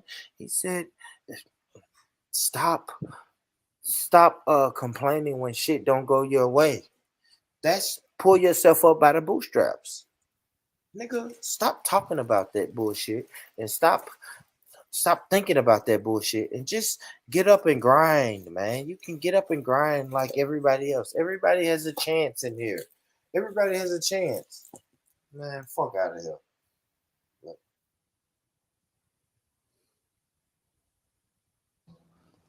Using the word racism to when we don't get something or when something don't go our way, and just keep trying, you know. Let me jump in real quick. No disrespect, but racism exists and I have to acknowledge it. And I can't just ignore it. But what I can do is not buy into the system. You know, if I want to do something, let me be the entrepreneur. What I believe happened in the 1960s is that we started looking for equal rights to be equal with other people. And what we stopped doing, and I heard you talk about Tulsa, we stopped using the Black-owned businesses. Now, because you guys got to understand, the Fair Housing Act in 1968, I'm 5 years old. That's when we could move off the east side of LA and move into other subcultures. So what I wanted to do at 8 years old was go to IHOP. I didn't want to go to the mom and pop restaurant anymore. I want to go to, let's go eat at the hotels. So what we did is stop supporting each other and started supporting corporate America. So the racism plays a major part, but we don't have to buy into it. I've been waiting to disagree with you, my brother. I'm waiting patiently. The thing is, even though I want to disagree with you, I get where you're coming from. When I see Black people talking about racism, all that stuff, I'm like, what is wrong with these people? You guys have food, you have EBT, all this thing, and you're here shouting about somebody is racist too. Just leave that person and move on. God. Hello? She said you have EBT? All right. I'll never mind.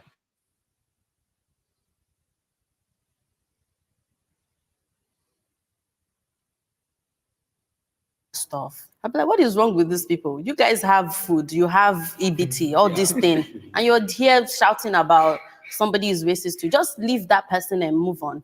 I feel that way. Like, why are they always like complaining? But when Black Lives Matters started happening, like, I sat down, I said, I need to actually know why these people are pained. And if we look at the history, what they've done to them, like if you actually sit down, watch some documentaries, how they were maltreated, I don't think if I'm actually born, I will forgive those people. I don't care. It's easier for us Africans that were raised in Africa to feel like they're complaining because we were raised through struggle. Like I barely even have water, and you have water, you're complaining. But then it's not about the basic necessity or about how we are raised. We are raised like, I don't want to say way better.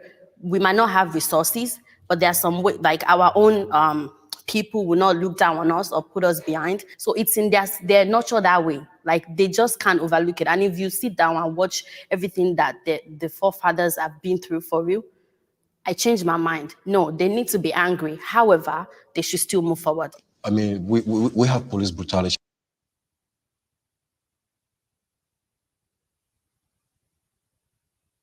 Hold up. We gonna get this work.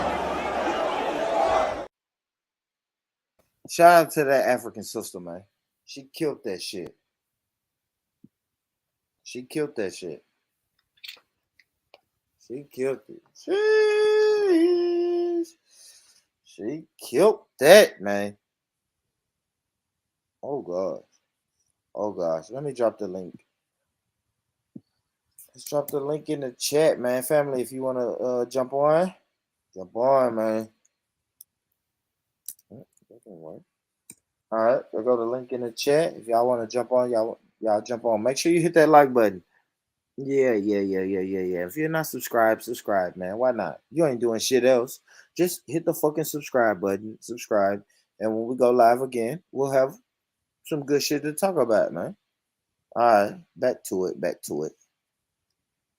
Get back to it. Thing that the forefathers have been through for real, I changed my mind. No, they need to be angry. However, they should still move forward.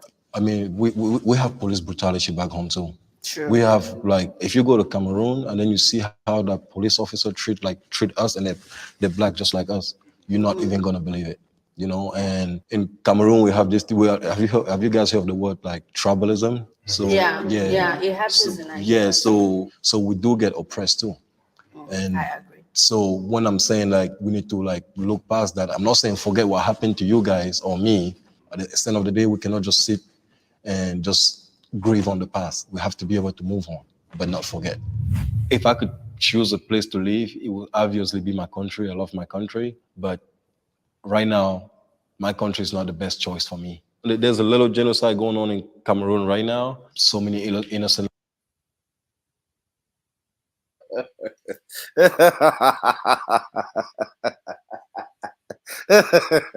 He fled. Yeah. Hey, right now, my country's not the best for me. He fled. He got the fuck out of there. And this is why this conversation is kind of crazy to me.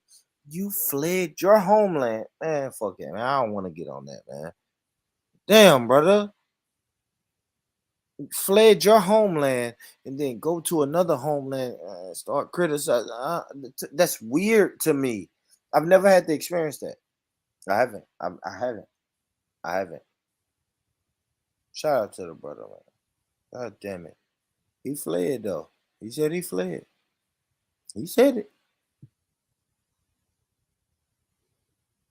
Obviously, be my country. I love my country, but right now, my country is not the best choice for me. There's a little genocide going on in Cameroon right now. So many innocent lives are being taken. If I was still in my country, the opportunity that I have here, I would not have those opportunities there. Hip hop reinforces stereotypes about the Black community.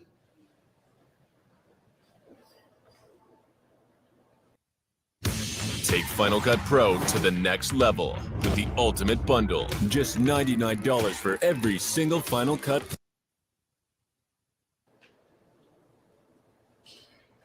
In South Africa, we have our own version of hip hop. So we call it Kwaito.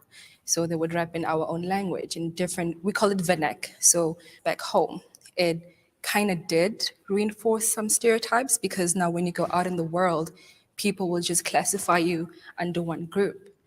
And growing up, also looking at American entertainment, looking at the hip hop that's done here, I'm like, oh, well, you're rapping about drugs, you're rapping about this. Of course it's going to happen. Of course you're going to go to jail. But getting older, you see the culture as well of hip hop. I had to understand that there's a culture within that.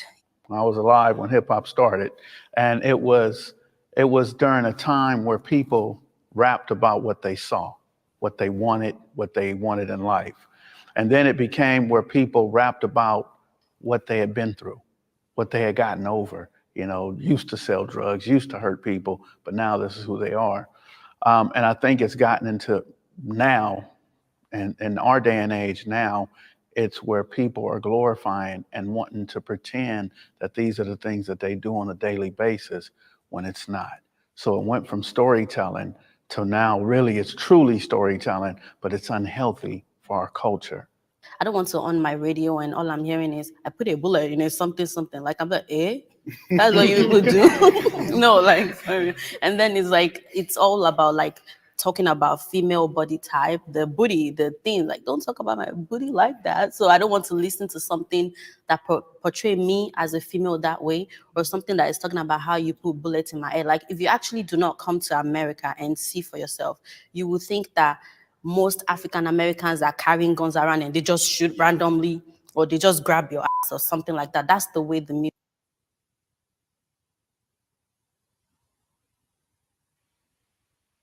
Hey, shout out to that sister, man. For real. Shout out to her. Because it's not the fucking wild, wild west over here. Guys, I am still alive. I don't know if you can hear my voice, but I am still talking. It's not the wild, wild west where everybody is just shooting and you walk out your house and you can be shot in the fucking head. It's not like that. Shout out to that sister, man. Damn, boy. We get a bad rap. Globally, we get a bad rap.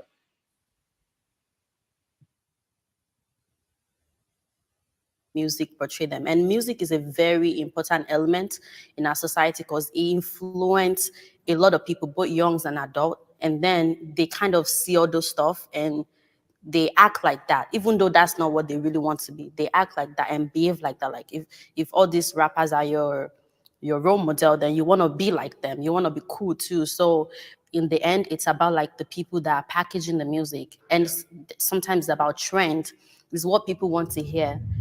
The American dream is only for white people.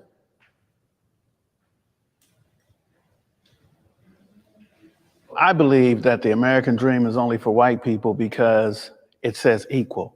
And when we talk about equal, there's no equality between the 1%, the Rothschilds, the Rockefellers, the Trumps, and the people who really run the media and things of that nature. So for Black people growing up in America and living in America, we could become rich, we could become wealthy, but we are not on the equal playing field of white America.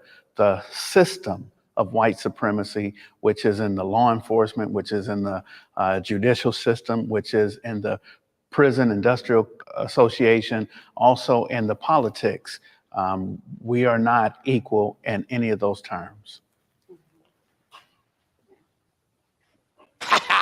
When I was back there and when you were speaking, I started thinking like, could we ever actually, as Black people, have the American dream here in America?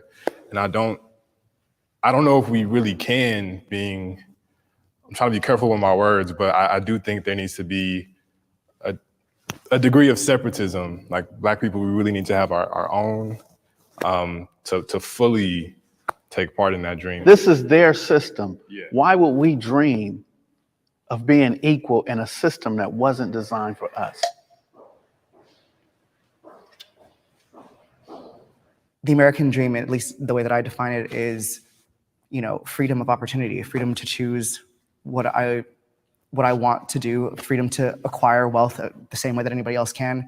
Obviously, we're fighting the tides of time on that and our circumstances, but it's hard because it's hard to honor that, but then also want more for myself. And I think that as Black people, we're always teeter-tottering on that line of like, well, am I American? Like, do I get the American dream, or do we just tear all this down and build something new? White people are not the only people entitled to the American dream ever. Yeah. And I think that that's why we're all here, because our ancestors made it so that we can stand here and pursue that American dream. I wouldn't have been here if it meant that it was not for everyone.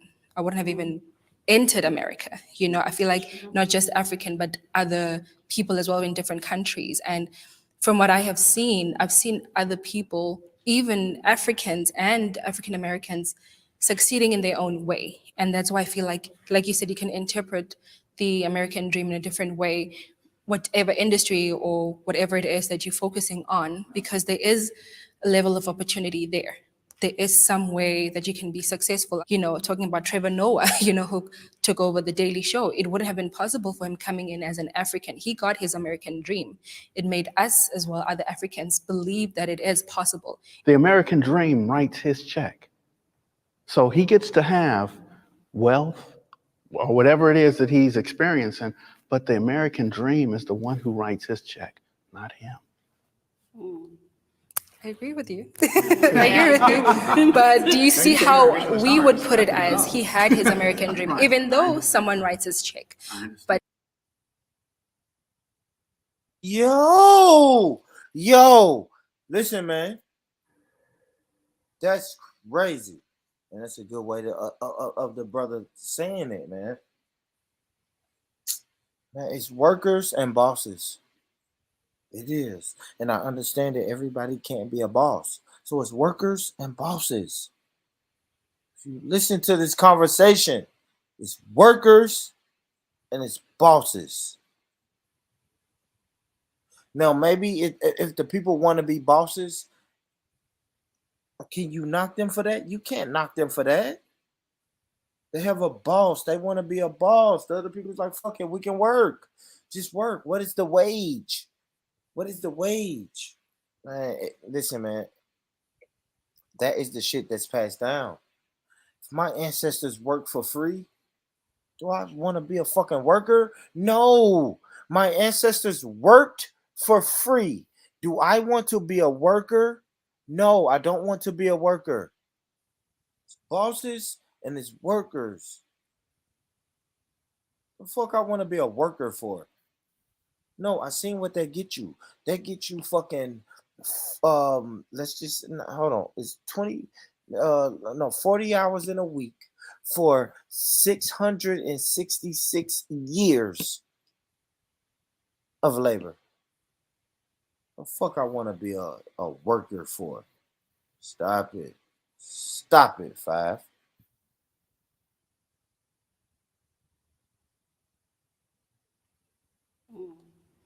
I agree with you. I agree with you. But do you see how we would put it as he had his American dream, even though someone writes his check? But for him, or for some of us looking at it on the other side, that's his American dream because his goal was to get there. The biggest cultural shock I saw coming here was definitely the lifestyle, because the lifestyle I saw of America, especially Los Angeles, was portrayed as a very rich lifestyle. And of course, I came here as a student, and coming here, living here, and seeing the reality of it, seeing different homeless people, disadvantaged people, was really a cultural shock for me because I didn't expect to see that. And I guess also the way people were handling each other, because coming in as an African, I thought people were together. But since being here, I saw that there was a huge divide, or there is still a huge divide within the African American community themselves. If he had stayed in South Africa, would he have the same opportunity that he had here? No. Like, so corporate is writing his check, but like us growing up, the reason we move here is because we don't have it better back home. Like for me, I'm the first person ever in my family in America. Everybody else is back home. Everybody's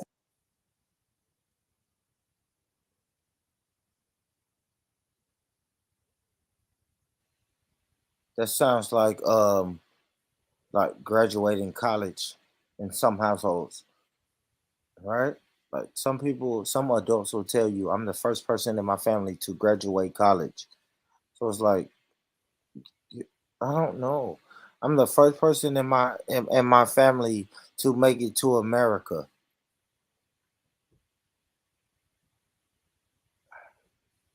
I don't know, guys. Like to me, that's weird. That's weird, and that's why people say born. I don't know why you always say people fled. They fled. They fled their homelands. You never know what they have to go through. You damn right. I don't know what other people have to go through. I don't know what it means to flee. I don't know what it means to uproot my whole family and just go to another country and then be in that country. I don't. I don't, man. I don't. Everybody, man, the America is the land of opportunity. Yeah, cool. For some people, remember that. For some people, other than that, you're gonna be working. Shout out to the older brother right here with the bald head and the glasses. He's saying it like, man, listen, man, do you want to be signing the checks or you just want to work and somebody else signs your check? What you want to do? the thing, man.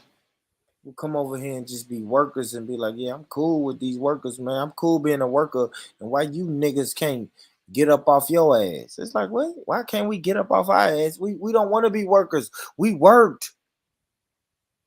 Why the fuck you think I'm asking for this debt that the American government owe us? Because my people fucking worked.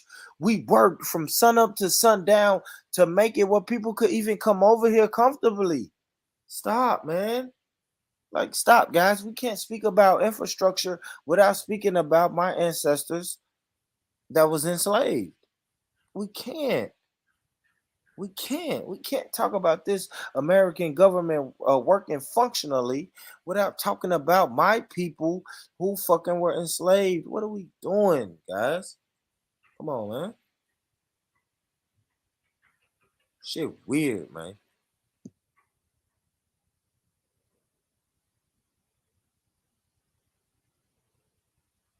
Here is because we don't have it better back home. Like me, like for me, I'm the first person ever in my family in America. Everybody else is back home. Everybody is depending on me. All of them, my mom, she's dying to come here. Like she willing to do anything just for her to be in America. So for me, when I look at those like little thing, I'm like, yeah, the American dream is for everybody. You know, like yeah, we might not have the same opportunity as the white people, but there's still that little chance that a lot of us back home are willing to take just to get here.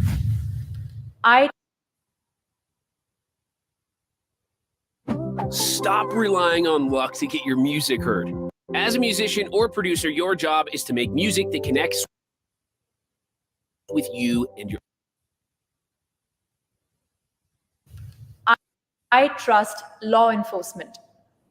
I don't have a thing to say. All right, can the disagreeer step forward?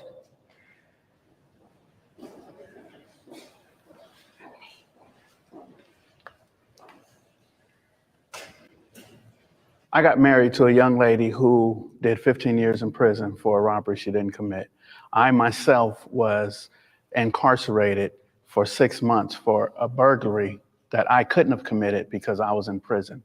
So in 1987, I'm doing 19 months in prison. When I came home in 1988, I was given a burglary charge and I had to sit 6 months. And the judge did not kick it out because there's no way I could have done it. He kicked it out because they didn't serve me the warrant while I was in prison. So I don't trust them. They lie and they do things and it affects our people. So many people I know who have been wrongfully arrested, wrongfully convicted, and they actually lie on the stand. So there's no trust. As you guys know, I am from Richmond, Virginia. It was the capital of the Confederate. I have been brutally abused by the police there. Like personally, I was at the river on the 4th of July. I don't smoke. I don't do none of that. The police come and arrest me because I look like a drug dealer. Like they arrested me. What? The stereotype. Then when I was in high school, my senior year, my father went to jail over a car accident. And I was left alone at 17 years old. I was grateful. One of my teachers took me in and like raised me.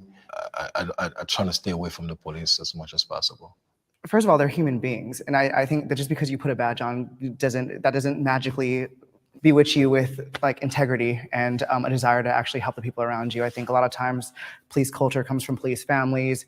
It comes from like legacy lines and this whole like kind of like culture about stuff. I mean, I don't trust them any more than I would trust any other person. They haven't earned that necessarily, especially not as an institution. In its purest form, I think it's necessary, but they have a lot of living up to that to do and to make up for if they're going to be trusted. I've seen law enforcement here on social media and seeing how they treat people of color, you know, from like hitting them. I mean, George Floyd, you know, rest in peace. But just seeing that from my experience being here, I was scared, you know, like every time I'd see a cop pass by, I'm like, okay, I better make sure I'm driving okay, you know, because I don't want to be stopped, or make sure you're not in any harm's way, you know. But it's sad to feel that pressure every time you see a cop going by. And even if they trying to help, but I wouldn't even want that help because of. Listen, man. People feel that way because the system It's the system of white supremacy. You feel this way because the system of white supremacy. You don't know why you feel this way, that when you're driving and you see a cop car, you have to look at that cop car and make sure that cop car is not turning around and pulling you over. Like, come on, man. We know what it is. We know. People beat around the bush and say, I don't know why I have this feeling. And you know exactly what it is. It's the feeling of the white supremacy. Yes, it's on you. It's on you. Listen, it's the prison analogy, man. If you're in the fucking prison, yes, you can't walk around or drive around and no one's going to stop you and ask you, hey, what are you doing? You broke the law. Stop. Stop it, man. What I've been seeing on social media, and also seeing the case of people being wrongfully, taken to prison. That's like unfair. Like, what type of research are you doing before you arrest people? And I immediately thought about the history of the police too, just tracing that back to slave patrols, which became our modern day police departments. And the fact that like if you have a felony, you can't vote. Like that to me is like, talk about the loss of the American dream. Like you are a citizen of this country. You should always have a right to vote. We are obsessed with race in America.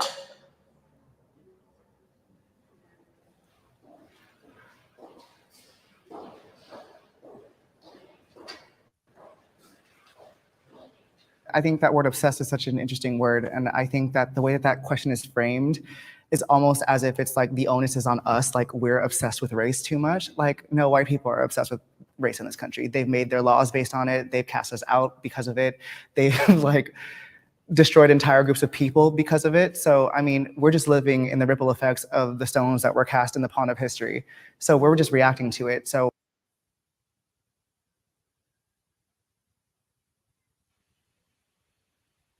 I'll say this, man. I'll say this, and then I'm about to wrap this show up. But I will say this, right? Obsessed, right? Are black people in America obsessed with race? Obsessed? No. But I will tell you this about race, man. It's the only difference between you and people with different skin complexions than you. It's the only difference. It is. You can't live where other people can live. You can't visit where other people can visit. Your people were enslaved only because of that. And don't think it's old, man. That shit still happens. You still have black churches, white churches. Like this is my thing. If racism wasn't such a big a deal, right? And we were obsessed with race, it's only because race it's been the only fucking constant in our lives. Race is probably one of the only things I have in common with my great grandmother. Yeah, my great grandmother, she don't know about YouTube and live streams and stream yards and panels, and she don't know nothing about that. Yeah, she don't know. She don't know about hybrid cars, and she don't know about that new shit. But you do. She do know. You know what she do know is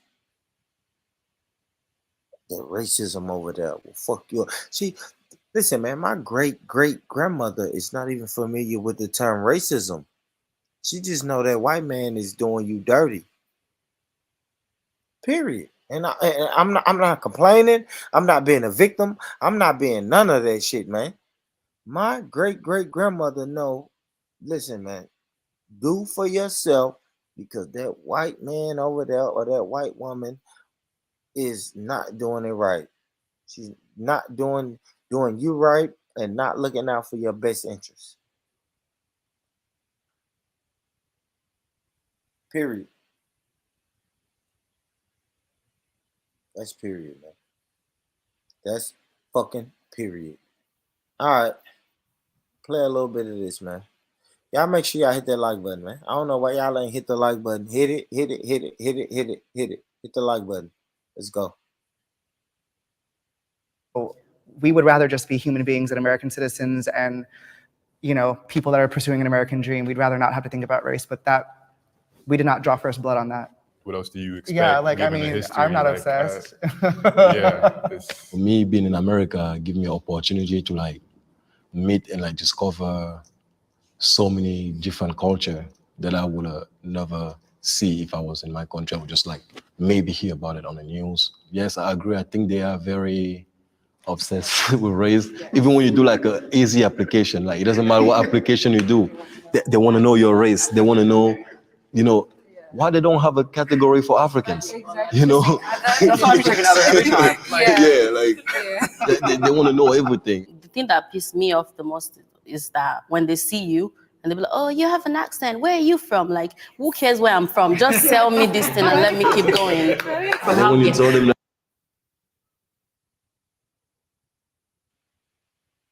Boy, do we agree with that? I don't know if I agree with that, man. Fuck that. If you have a different accent than I have, I am going to ask you where are you from? I don't know about that. Yeah, man. Yeah.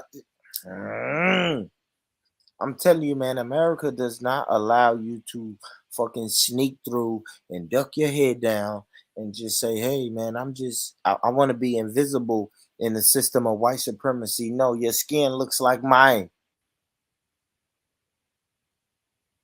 Yes. Your skin looks like mine. People want to engage with you. People want to speak to you.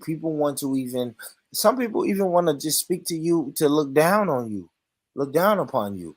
But yes, that's what people want to do. We want to speak. We want to talk. What? This sister says she don't want people to ask where she's from. That's kind of wild, sis. That's wild. People are gonna ask you where you from. It is. I know I have a country accent. So there's no way I'm going to go anywhere in the world and people is not going to ask, man, where are you from? I'm like, you can't.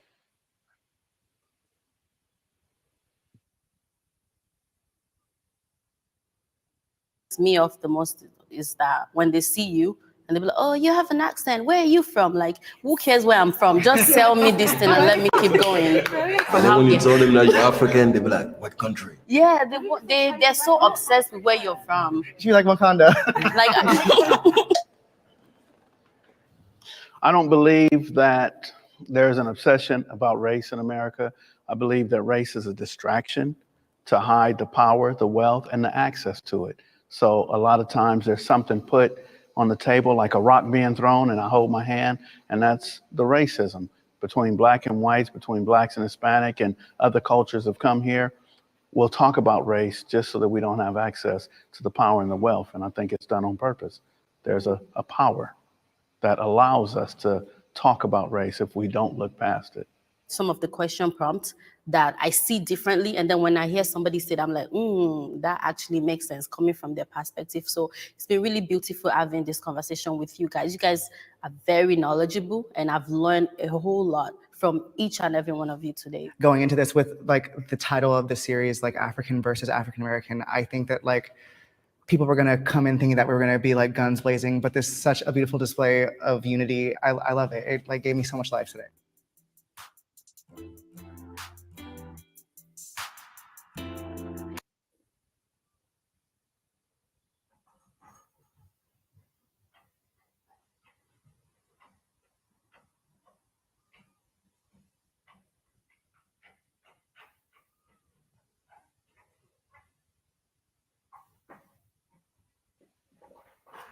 Yo, Kansan.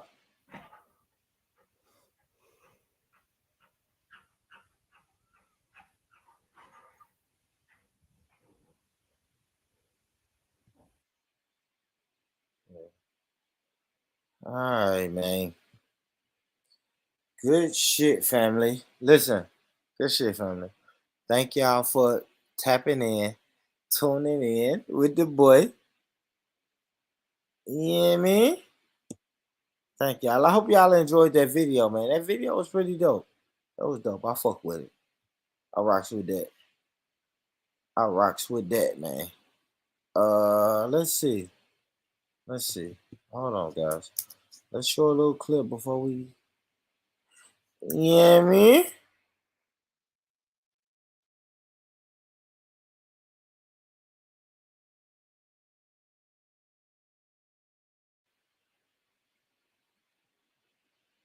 Hold on.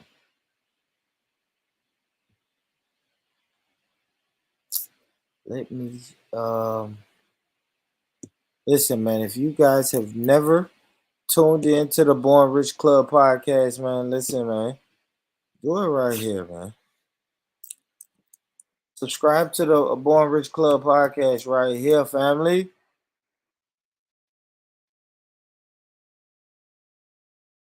I don't know, I horrible at typing.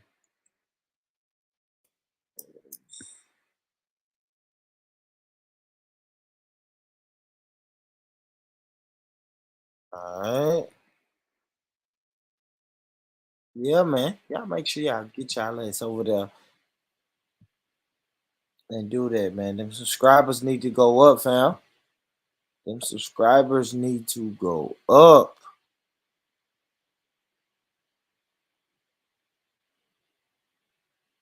Oh, no, I got something to show y'all. Look, I swear, I got something to show y'all. Hold on. Hold on, y'all. I got something to show y'all. It's gonna be pretty dope. Fuck. Watch this, guys. Hold on.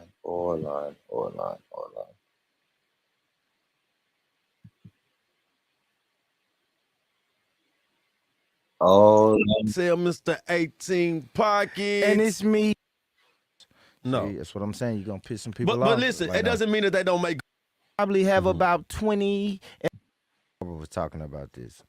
What do we go? We have to understand, like, if the city of Nashville. We like 6th Street Mac? no. All right, my bad, y'all. My bad. Hold on. I'm finna figure this shit out.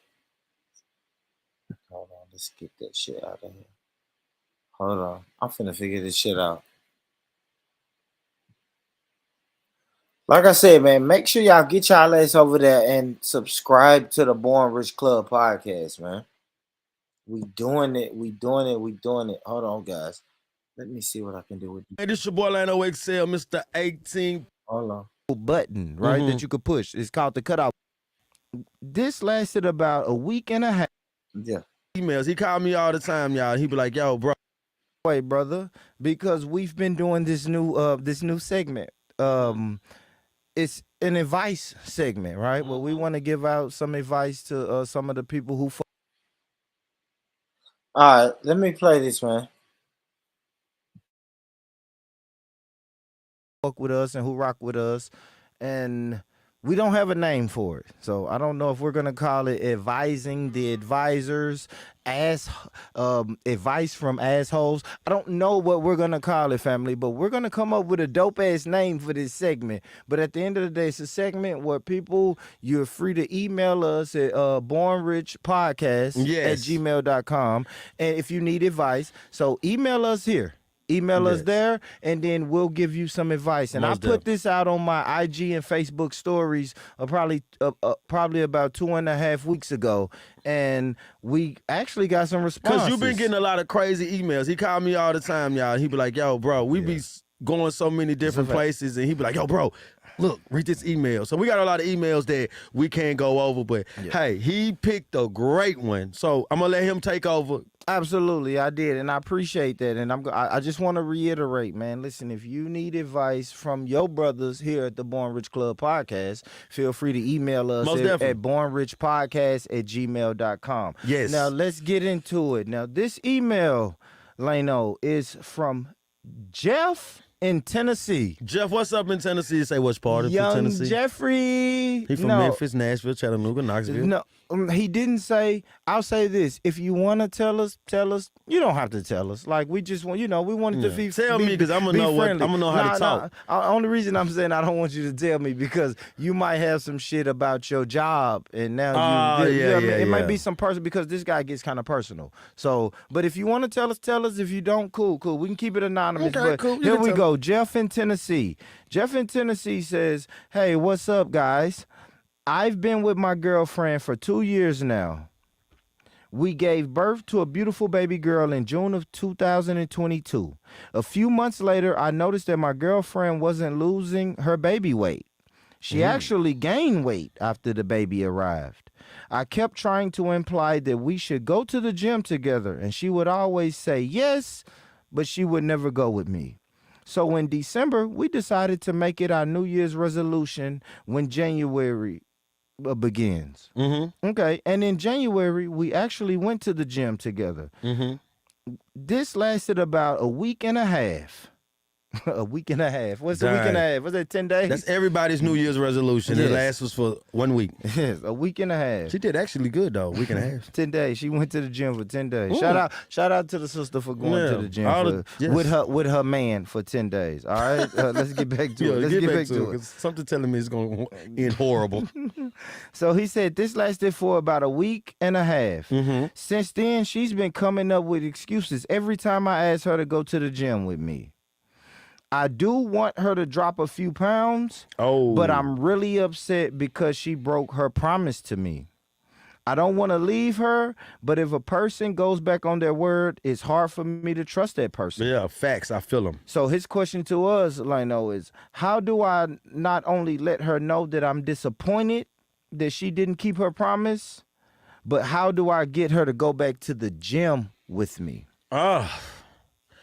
Man, I'm gonna say this because I am king of advice. So I'm gonna say this. One, I will say this.